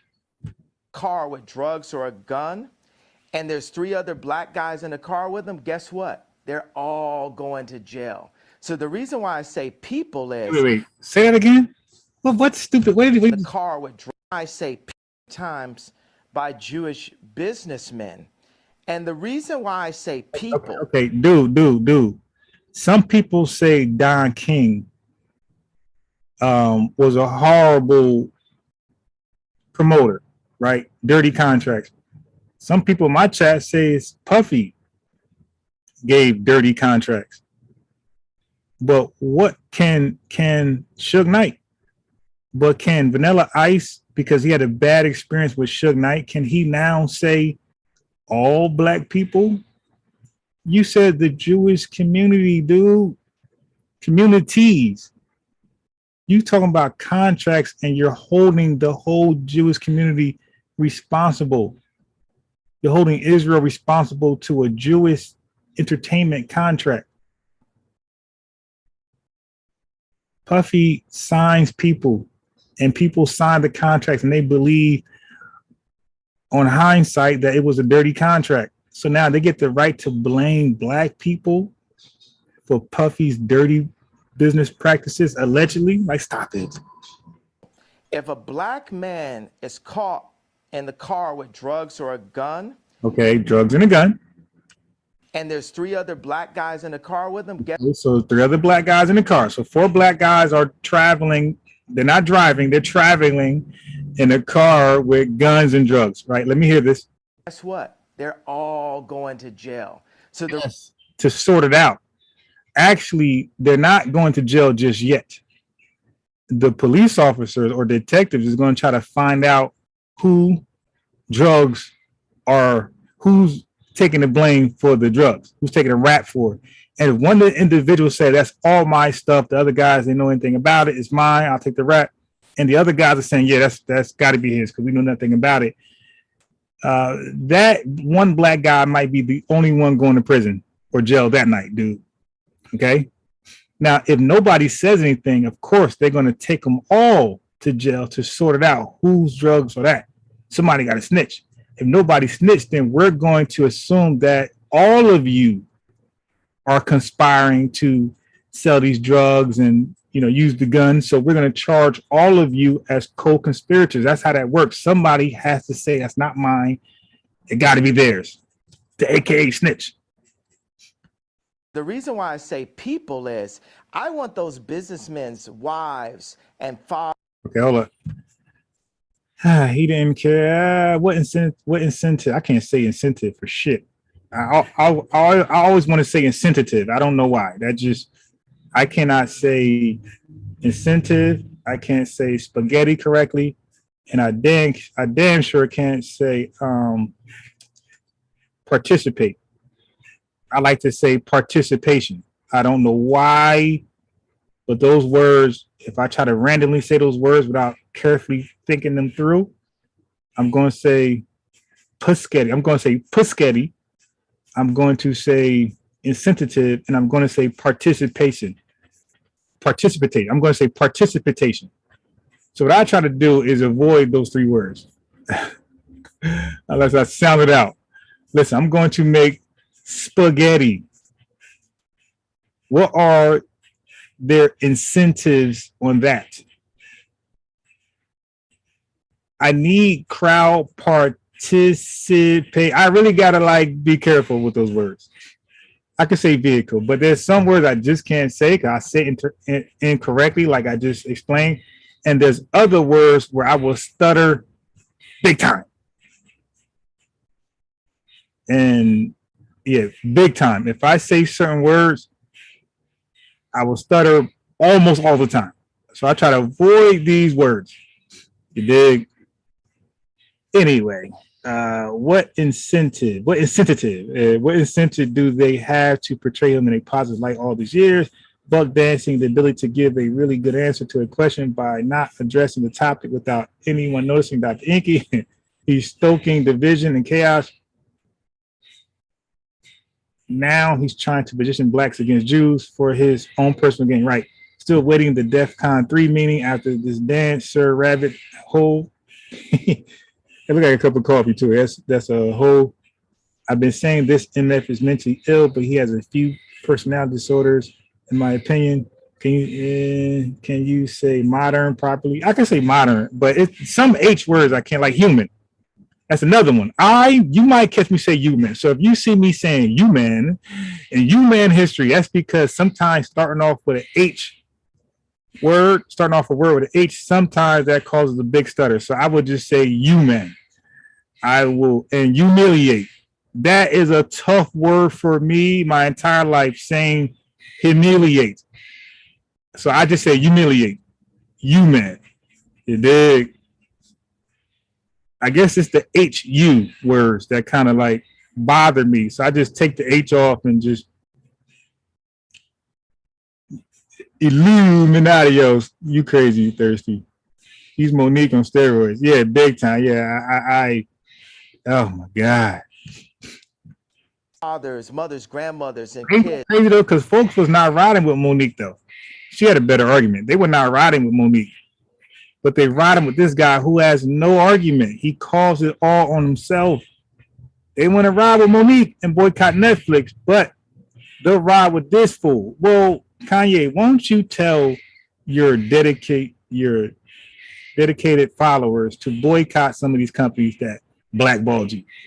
Yeah, let's do it both ways. Okay, y'all blackball me, silence me, cancel me. All right, my dedicated supporters, my diehard supporters, going to boycott your product as well. We'll do it both ways. All right, let's go. That's the real war. If you believe you got a following, you got some type of power, then have your folks boycott Adidas and all these other companies, PayPal and different things, Skechers.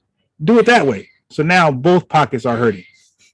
And then it become a stalemate. Somebody got to give in or a deal got to work out. It's to ask them, why is Ye so mad at us? Because they're taking money out of my children. Okay, us. Who's the us? Is it the Jewish people that you didn't name, or is it the Jewish community? So this is the confusion. This is why people are getting offended. You're not making it clear. Okay, that's like you people, right? When white people say you people, even though that white person is clearly talking about the people in front of her or the subject people, black people like to take that as all black people because she wasn't clear. You're doing the same thing, Kanye. Children's mouths and putting it into. Here's the reality: because we listen to Dr. Khalid Muhammad, we really think that black people, hurt people like black people, has the right to put pain on all other people because what we went through. We have the right to push pain on the LGBTQIA plus community, the Jewish community, women, the women's movement. We have the right just to assault everybody because we went through slavery and Jim Crow. That's what we think. Don't you dare get offended by what I gotta say. I went through chattel slavery and Jim Crow. Their children's mouths. I'll give you this parallel and this analogy. I just talked to Irina Shayk, right? And if you look at a picture of her at age 14, this person is beautiful, like one of the most beautiful people that God has ever created, right? And if any man did her wrong at a young age, she would get to the point where maybe she would actually hate men. You've heard that terminology, right? So I'm at a point where I'm frustrated. I have the right to my anger, and I'm saying that people need to fix it. I'm not going to fix what I feel until what I'm feeling is fixed. Okay, can I respond? You're not just going to shut me up and say... No, I'm not going to shut you up. Can I respond to what you just said? So now when I watched this interview, I think I caught from this part on. My problem... Yeah. And I was just trying to find the Drink Champ interview, which I'm going to play later. And I came across this live. Like, wait, is this live? Like live? Or this like live, like fake live? And I clicked it. It was like live. Like, oh. Problem with what you've said, I'll be straight with you, is that if I, as a white man, posted tomorrow on my Instagram, I'm a bit sleepy tonight, but when I wake up, I'm going DEFCON 3 on black people, what would you think? Jew. No, if I said black people, what would you think? If that was what I posted. Well, did you accept that black people, you accepted that black people are Jew? Or no, I'll come to that in a moment. On the specific, though, if I simply said... Now he with the Jewish conspiracy theory. Oh.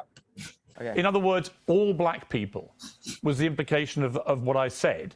I would get rightly cancelled. I would get rightly vilified and abused. You, I suspect, would be outraged by a white person saying such a thing because you wouldn't make any distinction about whether I was talking about certain black business people I'd fallen out with or whatever. You would think I was judging an entire populace by the color of their skin. You are, by saying Jewish people, on Jewish people. Right. You're not saying Jewish businessmen, accountants. And that's what I was trying to tell disingenuous black man.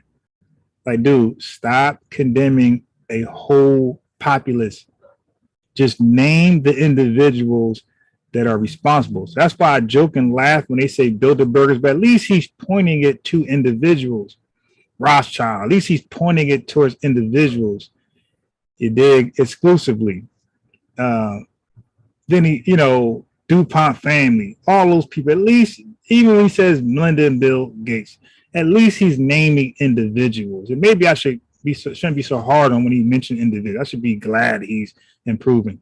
It's when he starts using the pronoun they, them, without first naming individuals. Don't know basic English. If you say Bill and Melinda Gates, and then you, from now on, from that point forward, go and say they, we are rightly justified to believe you're talking about Bill and Melinda Gates. But if you say they without naming anybody, we don't know who the they is, my boy.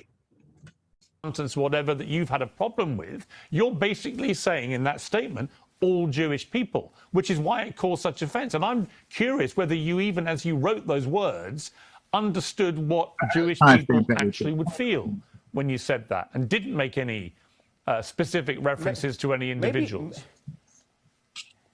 Maybe they would feel how all my people. Okay, now he's saying they. He's saying they. Are these the businessmen you fell out with, or this is the entire Jewish populace? This is what the white guy's trying to get you to acknowledge, but you still keep painting the entire Jewish populace on a few Jewish businessmen that you had fallings out with. Okay? Have felt. Maybe they would feel the pain of when a black artist looks up and they've been now he's back representing black people. So he's no longer on the alt-right bandwagon. Now he's appealing to black people again. He's trying to bridge alt-right and black people. He's doing a very poor job of that. Been raped by 5 Jewish businessmen. Oh my God. And there's multiple accounts. Why does the fact that they're Jewish have anything to do with it? Maybe they would feel like that. But why would you say it just so happens they are? Well, okay, but I wouldn't. Why? Now you see why he's being canceled. Can you imagine a white person keep saying, "Yeah, 3 black men raped this white woman"? That might be true, but you're putting an emphasis on black. You're indicting the black populace by your emphasis, ma'am. You dig? Why you keep pointing out black crimes and atrocities? Why you keep saying black? You know what I mean? So you're going somewhere else with that. You're not pointing out the 3 black men who potentially raped somebody white. You're really indicting the black populace as rapists. And they not just Kanye, they all can't see it. And you see why y'all get mad at me and think I'm the problem when I go crazy on the channel when they start pulling the Kanye West. So now we got a terminology for people who think like this. We can call them Yayites. Yayites. You dig? He's a Yayite. He's making offensive statements and refuse to accept that the statements are offensive, and they still want to add points to the argument on these offensive statements. They just won't acknowledge it. Why categorize them according to their religious faith, their ethnicity? Why would you do that?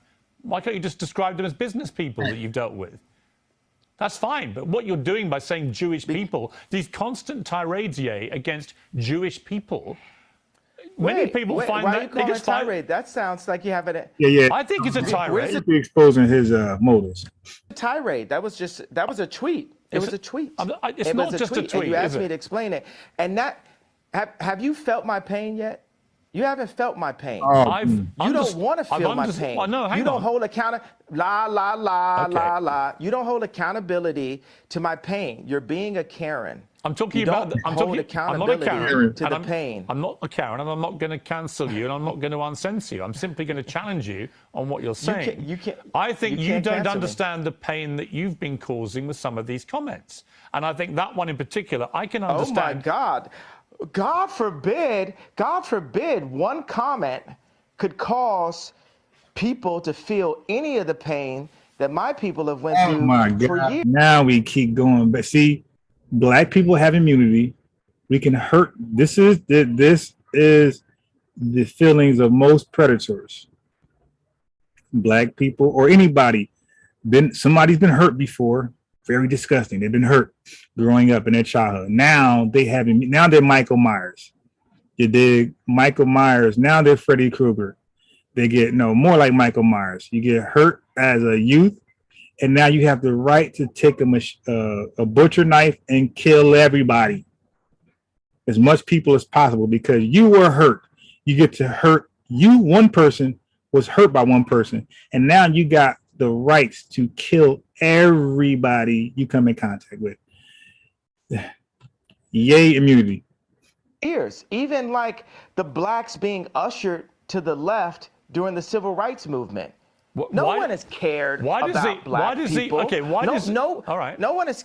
Let me say, I agree that the racism against black people has been utterly deplorable, shameful, unacceptable, and thank God the world is beginning to move to a better place about the way it has treated black people like you. However, one form of racism doesn't justify. It's almost in a better place. Well, one form of racism doesn't justify another. It's not a better place. I'm not cutting you off. I'm finishing my sentence so you can respond. One form of racism. It is racism when you say I'm going DEFCON for Jewish people. That's racism. No, it's not. It is. I thought you had. To his cause, while he's being insensitive to other people's causes. Exactly. There you go. You had a platform where I could explain how I felt. I call that to hurt people. Okay, the Yayites. You've seen that on this panel. They get on here, they condemn everybody because they were condemned. You dig? You want people to be sensitive about what happened to you while you be insensitive to what happens to others. Perfectly put. You don't care about how I feel. You just want to shut me up. You don't want me to say out loud what my people have been going through. I do. Or do you? I do. I'm very happy to do that. So what have my people have been going through? What led me to that point? My point what led me, a person, a successful, influential. Zip that zipper up, because I believe that shirt says White Lives Matter. So zip that hoodie up. Don't show that. Extremely attractive person to get to that point. I am not doubting for a moment that you will feel genuine pain about the racism against you. Playing the black card, if there's such a thing. You and other black people in America. Not for 1 second would I deny. Would I deny that? Racism by who? Well, by anybody. I think any form of racism is wrong. Any form of racism is wrong. I didn't say DEFCON on anybody though. You said DEFCON 3 on Jewish people, specifically Jewish people. You didn't say any particular Jewish person. You said basically all of them. Right. That is racism, yay. And I think if you were honest with yourself, given the fallout from this, you would think again about how you phrase that sentence. It sounds like the rapper. Because actually, you didn't mean all Jewish people. Given the fallout. Given the fallout. Do you care? Men, a lot of them be conservatives, certain thoughts, certain black men that be blackologists in thought. They refuse to hold themselves accountable to their wrongdoings, and they will not apologize. They cannot do it. I got friends who just can't do it. I got panelists who just can't do it, and people in the chat just can't do it. When they're wrong, they just gonna be wrong till they die. They will not say they're wrong. They won't apologize. They won't even take accountability to their poor actions or misinformation. Care about the hurt you cause Jewish people? What fallout? Well, you were removed from social media. Wait a second, you're not allowing me to talk, Chris. You're not allowing me to talk, Chris. Oh, now he sounds like DJ Focus. Let me talk. Oh my God. Oh, I bet you DJ Focus backs this. Oh my God. I want to get him on here for this one.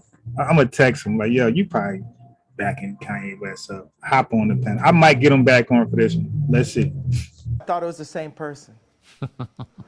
He's American. I'm British.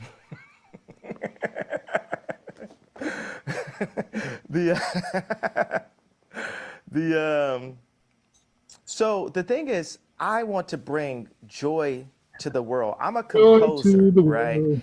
And this is a symphony. Our life is a symphony. We have so many beautiful ideas, but I feel the anti-Semite has been a wall, a cloak that allows Jewish businessmen, boom, I'll only be the police officer that says, hey, this guy with the gun is the only. So why didn't you say that to begin with, Jewish businessmen? Even though that is still, pushing the anti-Semitism line, just like somebody white can't say black businessmen, Puffy, again, because now you're saying all black businessmen. You dig? You're saying all Jewish businessmen. Like that's still, you're still being an anti-Semitic. You're still being anti-Semitic. You're being an anti-Semite. A white person can't say because Puffy, Don King, and Suge Knight hypothetically gave out dirty contracts that black businessmen are terrible with contracts. See, you still cannot do that. But you're getting better. But I would propose he would have said it like this. At least hold the Jewish community accountable to dirty Jewish businessmen who's making the community look unfavorable. Something like that. He could have went that way with it. You dig? The only person going to jail. I'll be the first person that does that in history, right? So look, no one else in this car riding with the guy with the gun and the drugs is going to jail. Are you happy? I'll play by rules that are not played by from my people, just for the sake of this I don't want you playing by any. So I don't want you playing by any. That makes you happy, right? I don't want you to say things just to make me happy. That's what colonizers do, is give us rules. I'm not trying to That's what colonizers do, is give us rules. I'm not trying to colonize you. I'm not trying to censor you. All I'm saying to you is, when you use a phrase, like I'm going DEFCON 3 on Jewish people. Did you hear what I just said, though? Yes, I did. We're past that. We're past that in a conversation. Well, hang on. We're not past it. Did you hear what I just said? We're not past it unless you're prepared that I said I'll focus. Let me explain what on. Are you happy that I said? I know. I heard what you Whoa, brother! Why are you talking over me? Let me respond. On that narcotic. Screw this mental illness shit. He's on that narcotic, yo. Am I the first to say that? Am I the first to say screw mental illness, screw a mastermind plan? He's on that narcotic. He's on, the way he's talking, and mental people being a narcotic too. He's on that narcotic. Listen, man, I told you. Listen, man, I grew up in these streets. I'm familiar with crackheads, how they behave, how they talk. We be trying to have a serious conversation with them in DJ Focus Barbershop. And this is how they be talking, man, before we say, oh, man, let me stop talking to that fool. Yeah, he's on that narcotic, man. He's on that narcotic. He's on it. They say, the conspiracy theorists say that the Kardashians got Odom on the narcotic, and I believe they got this boy right here on that narcotic. Chris, I'm Chris. Let's respond. Let me respond, right? I'm simply saying what you've just said is not what you said on your Instagram post, and you know it, right? If you have a problem with particular businessmen who happen to be Jewish, that is a concern for you. And you know it. So you talk about all Jewish people. Brother, what is the point? Brother, do you want me to grow from the statement? I just told you, okay, I was in a position where I've been hurt, and this is the way I had the right to express myself. Now, he got from Dr. Khalid Muhammad. I can play you the video. Dr. Khalid Muhammad on Phil Donahue is saying, because he was being charged by Phil Donahue for making the same anti-Semitic remarks, anti-Catholic remarks. And he said this to Phil Donahue. I'll play it later. He said, you can't tell me, a victim of the Black Holocaust, how to hurt.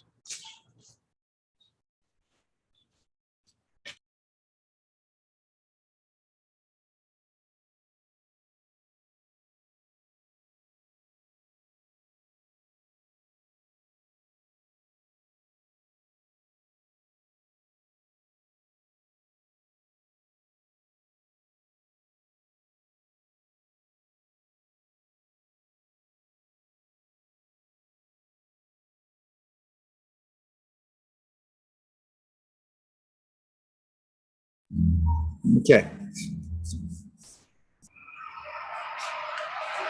Of this interview is for you to question me, and then for As I was saying, that Dr. Khalid Muhammad said, you can't tell him how to hurt because he's a victim of the modern Black Holocaust. So that means his hurt can be actions of violence towards other people with violent statements, like similar to what Ye is spewing.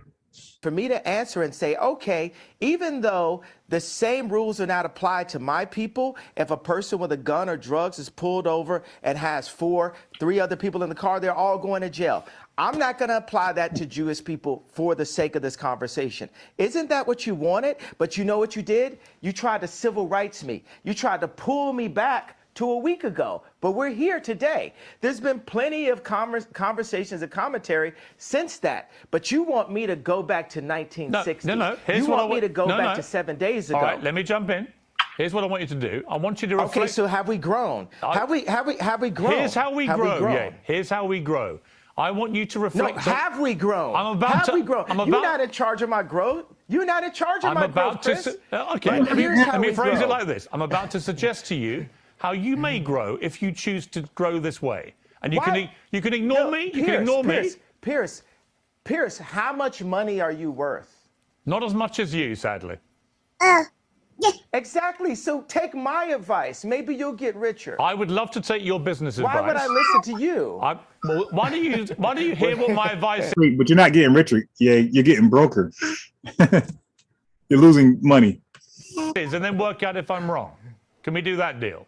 You haven't given me any credit or a moment of reflection for the comparison that I made, the brilliant, if I do say so myself, comparison that I made to the cops pulling over one black person and locking everyone up. I understand what you're saying. And my tweet having... Well, if you pull over one black person, there's four in the car. He'll be pulling over 4 black people. And they got drugs and guns, they should be arrested, dude. Okay? Issues.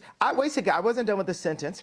My tweet referring to all Jewish people, I said, for the sake of this conversation, now watch you have a bunch of dumb black people saying la la la in a debate or an argument. La la la, I'm not done, because that's what we do. We are quick to parrot foolishness and stupidity, and we are slow to parrot,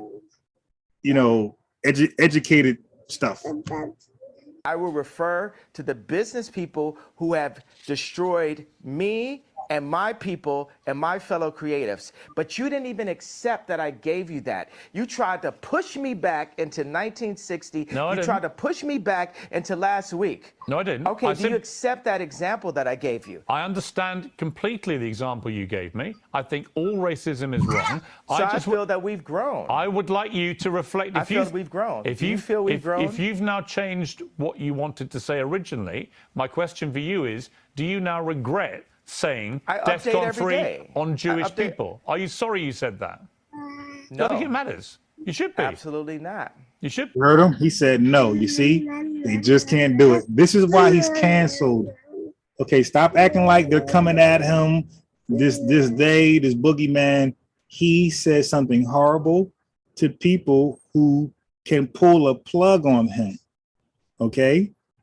They can't pull a plug on him in all areas, but the areas they can pull a plug, they're going to do it. Just like you would. You'll pull a plug. Or look, we pull plugs on people in this conscious community. You dig? Certain people can't come back to certain platforms. Certain people don't want to go back to certain platforms. So we do it to each other because of somebody said something offensive or perceived to be offensive. Absolutely not. Yeah, but yeah, you should be. Absolutely not. Are the people, the Jewish businessmen that led me to that place? Exactly, decent. He said, close proximity to power convinces a fool he can wield it. Exactly. Why would he listen to him as an authority on the black experience when you trying to read too? When part of the experience is predicated on socioeconomic disparities, he's no longer subjected to. Exactly. place, are they sorry for the way they've raped my I don't know people? who you're talking about in particular, but I don't know why you keep having to say And they're by the way, Jewish. you wouldn't- What does the but you fact would- they're Jewish got to do with anything? Why do you keep What do doing you that? mean? They're the Jewish businessmen that did that because They're business they are. people. That's what they did. Why do you keep saying Jewish business people? Why do you keep using their let me- religion, their okay, ethnicity? Why do let you keep me doing that? Let me update it then. Okay, so I'll say this. Would it be, would I have grown into the box you want me to go on if I say to specify the business people that have raped my people that just so happen to be Jewish? I think by doing what you've just done, I find that I'm not even Jewish and I find that offensive. Why do you keep having to do that? He said, I'm not even Jewish, and I find that offensive. Right. So this person who stole from my convenience store just so happened to be black. Like, dude, like that. We would think that owner's racist. Come on, man. I don't think you get it at all. I don't think you understand the offense you're causing when you keep using their religious background, their ethnicity, as, a stick to beat them with. Why would you do that? So what are you more concerned about? Well, Lamar- Getting the richest black man of all time to kowtow because it's not finna happen. I don't want you to kowtow. You can do what the hell you like. You're a billionaire. You can do what the hell you want. I'm just saying to you that I don't think you quite understand when you talk about. Okay, can I finish? It's not multi. You're a multi-billionaire. Okay, well, congratulations. But that doesn't change the fact that when you. Bro, that fact was changed. Now it's You're no longer multi. It's a billionaire, and that's going to go away soon too. You insult the Jewish people. Very surely he'll be like Judge Joe Brown. He'll be a regular guy on platforms, and you might see this guy on Hidden Colors Part 7. And say you're going DEFCON 3 on the Jewish people. That is as racist as anything you say you've been through and any pain that you've experienced. It's the same thing. Racism is racism. Does his hat says Viper? If his hat says Viper, that might be from the show I played with the self-defense, like the whole gun business thing, possibly. And you know that, I think, don't you? Yeah, obviously, that's why I said it. Damn. So you said it knowing it's racist? Yes, I fought fire with fire. Okay. Here you go. So now I'm gonna put that time mark in there. I'm gonna try to have DJ Focus, one of these pseudo clowns on here, to defend this. So he just said, yes, I said it knowing it's racist. So now I want you guys to explain that. I want y'all to babble explain that one. Forrest already posted his loss, but how did he acquire the multi-billions? Are we gonna keep glossing over that? Right. Forrest made a special edition list for Kanye's law. Exactly. Showing you that this doesn't work. I'm not here to get hosed down. At least that's It's a honest. different type of freedom fighter. That's honest. All right. You were racist because you knew it was racist, but you decided to do that because people have been racist to you. Is that your position? No, I'm not. First of all, I can't. What is the beginning? Read the whole tweet. I'm sure you have it in front of it. Somebody in your office has it. Get him a coffee in the Ye tweet. What do you want to know? The whole tweet? Hey, Decent said it perfectly. He's around powerful people, talking to them. He got too comfortable, and now he believes he's somehow powerful with them, and that's how he's acting. Narcissistic, all those things. He believes he's the man because he was around the men, and we'll see. I want you to read it out loud, sir. I'm a bit sleepy tonight, but when I wake up, I'm going DEFCON 3 on Jewish people. The funny thing is I actually can't be anti-Semitic because black people are actually Jew. Also, you guys have toyed with me and tried to... Now, that's that I'm black and I can't be racist rhetoric that blackologists normally spew. Okay. Blackball anyone who opposes your agenda. That was the exact... Jewish people. Read it out loud, sir. I'm a bit sleepy tonight, but when I wake up, I'm going DEFCON 3. Hey, yeah, and he's smiling. He loves every last word. That's why he's canceled.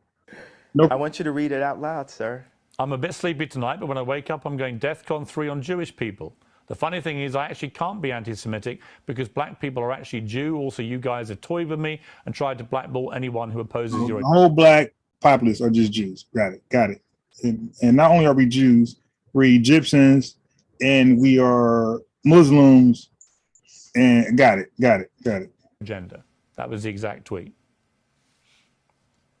I like reading that whole thing. I can't be anti-Semite. I love Jewish people. I work with Jewish people. Yo, watch this. Some of my best friends are Jewish. Right. So you know how that sounds. How many times have you heard that statement? Of course. Of course. Wait. Have we ever heard that term before? But the funny thing is, they are. I work with Dove Charney that got kicked out of his company, out of American Apparel. I work with this guy every day. He's like my twin. He's one of my favorite people in the planet. And we work through that. And we talk through it. And he says, "Yay, why are you so mad?" And I'm like, this is why I'm mad.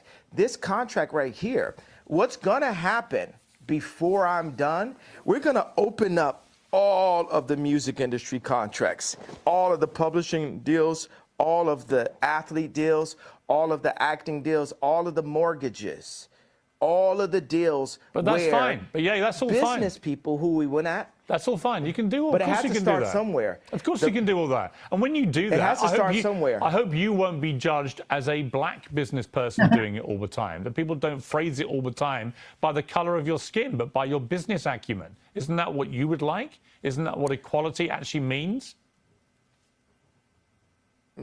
Of course, I'll be judged by that because when people come into power. Hi, it's Stacey Abrams.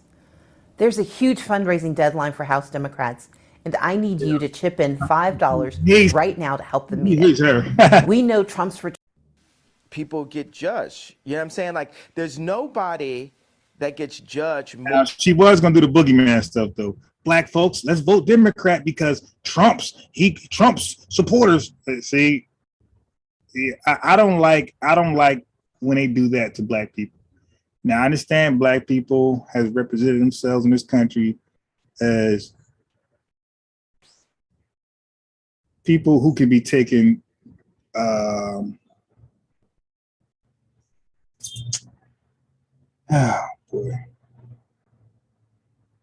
people who can be taken lightly.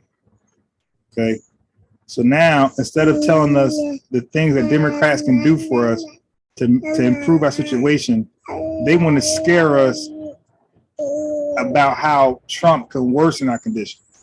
But they don't want to tell us how the Democrats can better our situation. That's what be making me cringe. More than a straight white male. The straight white male has the least amount of a platform to even speak. A straight white male can't say, "My wife hurt me today," and because people will say, "Well, you're hurting women." So he's capping. He's capping and caping for straight white males. Straight white males are the worst American in this country. They are the worst American in this country. That is no debate. Collectively, they're the worst American in this country. Straight white males. A straight white male can't say, "Hey, a black employee didn't come in to work on time," because then people will say you're racist. Well, straight white males, sir, is the reason for all these stereotypes on black people and on everybody. They're the reason for all the policies that you're talking about that was unfair to black folks. The Jim Crow laws and redlining. These are all straight white males. Slavery itself, you dig? All of this was done by straight white males, my boy. A straight white male can't speak on a homosexual person because they'll say you're homophobic. And so I empathize with the position of the straight white male. And part of the reason why I empathize with that position is because I know that I'm headed to that position. And what position that is? Top power position. Okay. That's the top power position where you get all the rocks thrown. And that's the thing. I have friends, right, that will like, actually that's the reason why I'm going to be a good leader someday because I'm really empathetic. But I call black people out on their stuff. I call white people out on their stuff because we're all people. We're actually only one species. Oh, shit. And in order to, whether it's my friends texting me like, bro, you got to get in the gym. You're looking chubby in the photo. You know, it's like we have to hold each other accountable to what's actually happening. And it's so much is based on you did that tweet wrong. So what I will say is, I feel that my words demand more sensitivity for the frequency that I'm operating at and the amount of people that I'm communicating to. And I take that responsibility right now. But I will also say everything happens for a reason. Because if it had been perfectly worded in English, and because there's nothing whiter than English itself, right? I'm already not speaking in my mother tongue, right? So if I had perfectly worded it in the most sensitive way, And guess what I'm eating today? Spaghetti. Get it? then we wouldn't be here right now. Now we're opening up the conversation. Like I'm not allowed to say whether or not I'm running for office in 2024, but I tell you what, if the left, let's say the left would have never supported me anyway. Democrats. And now I've got to call to attention, I am who you should support. The left did not allow Trump to be president. They treated him like he wasn't even the president. So even then he won. Nah, Trump did what you did. He self-inflictions, self-destruction, said a bunch of stupid shit. Okay, come on, bro. Nobody could justify Trump. Trump will go down as the worst president ever in United States history. Come on, bro. He was losing half. He'll definitely go down as the dumbest president in United States history. Of the American people every day, and it divided the country. What I'm saying, whoever goes into office, for British media, for American media, we must support our leaders and not just run this hyper negative. You know what I will, and black people hate when I apologize for this. When I see people like John Legend and Chrissy Teigen talk down on the president, I'm like, wow, that kind of sounds like me. That kind of sounds like the telethon. I opened up this level of disrespect towards our leaders. And people were happy. And the left saw that and say, well, let's just have every celebrity do what Ye did at the telethon. So I take responsibility for that moment. And you know what? I just want to give every Jewish person a big hug. Also, I'm envious of the Jewish people. I'm envious of how they don't abort their children. I'm envious of how they don't shoot each other in the streets and then rap about something I believe, I suspect more than business happened to him with these people that he has a problem with. This is more than business, and it didn't go the way he thought it would go. It did. They gave him mollies, and he thought it'd be a smooth transaction, and it was painful, and it made him feel less masculine. And he was like, I don't like that. I ain't know I feel like this afterwards. Nah, I want my insides back. They're like, yeah, you can't get your insides back. It's just pushed somewhere else in your body. And yeah, he was like, nah, well, I'm coming at y'all, and this is where we at, possibly. about it. I'm envious of how their families stay together. I'm envious that they turn their phones off on Friday night and the family comes together. I'm envious of how they do the business together. And I want that for the darker Jews. I want that for the black people. I want that. We need that. God said we should remove the word want, right? Okay. We're going to have that. Okay. And this is the beginning of it. But it seems to me, and correct me if I'm wrong, but it seems to me that you are acknowledging, as you've just acknowledged that it was wrong to say what you said about President Bush when he said he doesn't care about black people, and that may have encouraged all this disrespect towards presidents since. I think it's an interesting point you made. It does seem to me, Ye, talking to you, that even if it's hard for you to admit this, that you do regret the wording of that tweet which caused all the problems, and you wouldn't phrase it that way again. Am I right? I would tell my dad that. My dad loved the White Lives Matter t-shirt because what audacity does a black man have to wear the exact same t-shirt that a white man could wear? you know, and my dad was a Black Panther. I mean, we have a water purification center. A black man? You know, he's like the Black Lives original Matter Steve Jobs. He's the educated version of me, right? And he Thank you. liked You're not educated. You're not both of those things, but he said, you know, Ye, he even calls me Ye now. He's like, Ye, you've got to be more sophisticated with your wording. And that wording, like I said, I'm a bit sleepy. And it lacked the sophistication needed to be the true conductor that I am. Because it's the conductor's job to bring people together. And that was divisive, which is not who I want to be. Right. So you know, so I'll tell you that. I'm not looking. And also, let me Well, put sounds out like right you agree. now So it sounds like you agree with me. Do you agree with me then? I want to talk. Okay, let me say that I'm just thinking right now. What's on my heart is the idea for people who do actually have severe mental health issues. You know, the word retarded for, you know, there's parents that have children who actually are mentally ill, and that word is really offensive to those people. So why use it? And just because, I was feeling well, it's a couple reasons. Because people call me retarded. They treat me like I'm retarded. And so I embrace it. It's like, you call somebody a so much, they say, I'm you call somebody a bitch so much, they say, I'm a bitch. You call Damn, no, ma'am. So now we got the Rothschild family, DuPont family, now the Carter family. Oh. Somebody retarded so much, you say, I'm retarded. Like, I was exhausted, and I embraced the idea of having a serious mental health issue. But Noah also, but Moses was basically on speed when he was doing what he did. Let me ask you, By the way, look, out of interest, how much sleep do you get a night?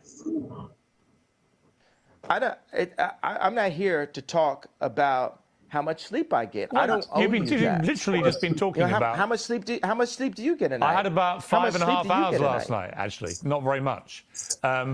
But you're the one that's raised this issue. And I probably had the same. Right. My question is only because... I probably had the same, but it's only because you've been talking about you don't believe you have a mental illness. You think it's lack of sleep. So I think it's an obvious question to ask, well, how much sleep do you get?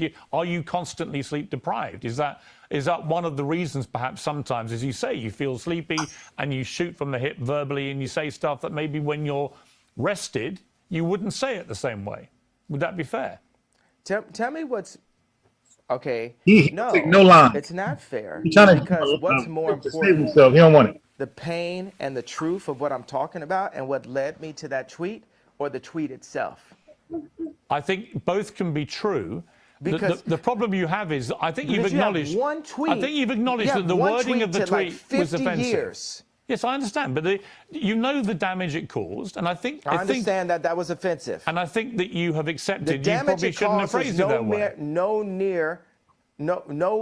You as a white person are so stuck on the idea. So now he's going to compare hurt. Who's hurt more? That what I said was offensive, which is a very caring approach. You're not sticking on the fact. You have not unpacked what happened with those contracts. I've said that, but you didn't ask me another question about it. That means there's an agenda. Absolutely not. Inside of your platform. I have repeatedly said to you that I'm sure Oh, so did he sign a dirty contract? That's what it sounded like. He signed a dirty contract. Maybe he was sleepy. He looked it over like, oh, no, ain't what I want. They said, hey, man, you signed it. We recorded you signing this contract. We got the signature. This is you. This is what it is. And now he like, oh, man, y'all stinking so-and-so, so-and-so. I'm going to expose y'all. Right. So this is contractual. This is a contract beef that he turned into a race war. I do not disbelieve that you've had contract business issues with various managers, accountants, and so on.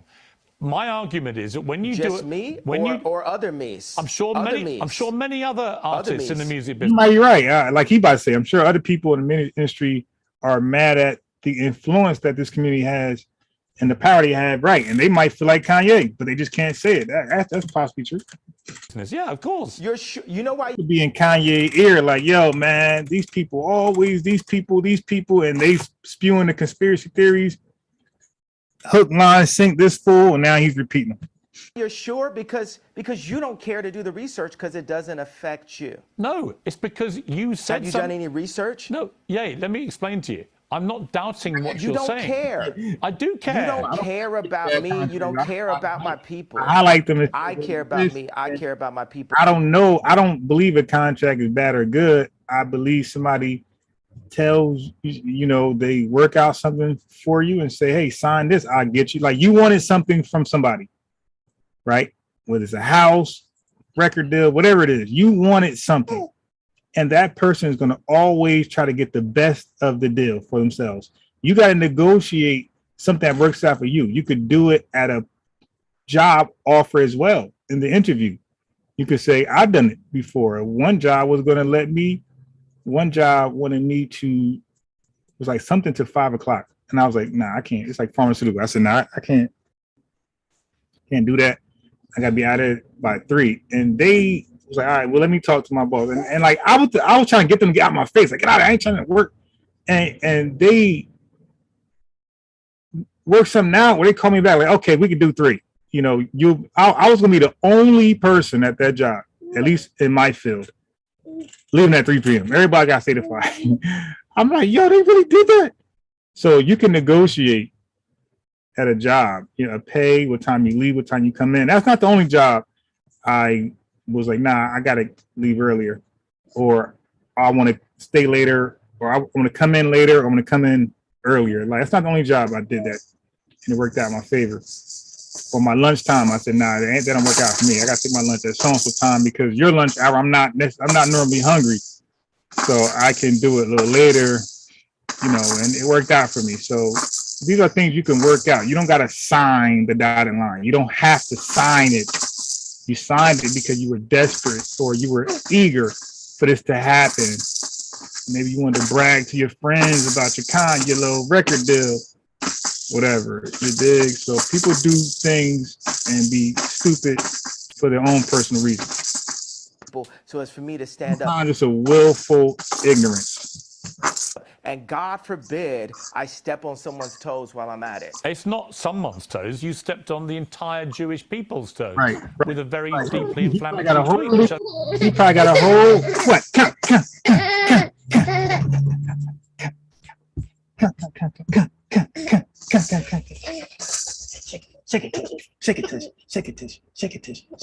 Shake it. Yeah, so he probably got a whole legal team to look over his contract, but he's the genius. And I know this thing. I don't need you guys for this. What I'm paying you for. I know what goes on here. I think you've now accepted you shouldn't have phrased that way.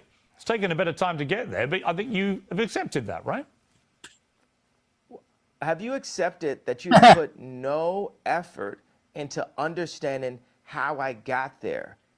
I don't think, honestly, 10 years from now. Honestly, I don't think there is any... You're going to apologize to me about this interview. I'm not. You're going to apologize to me about this interview within the next 10 years. No, I'm not, because here's the thing. Mark my words. I don't doubt you've had... It's very one-sided. No, it's not. It's very white-sided. Oh, come on, It's very one-sided. It's very like...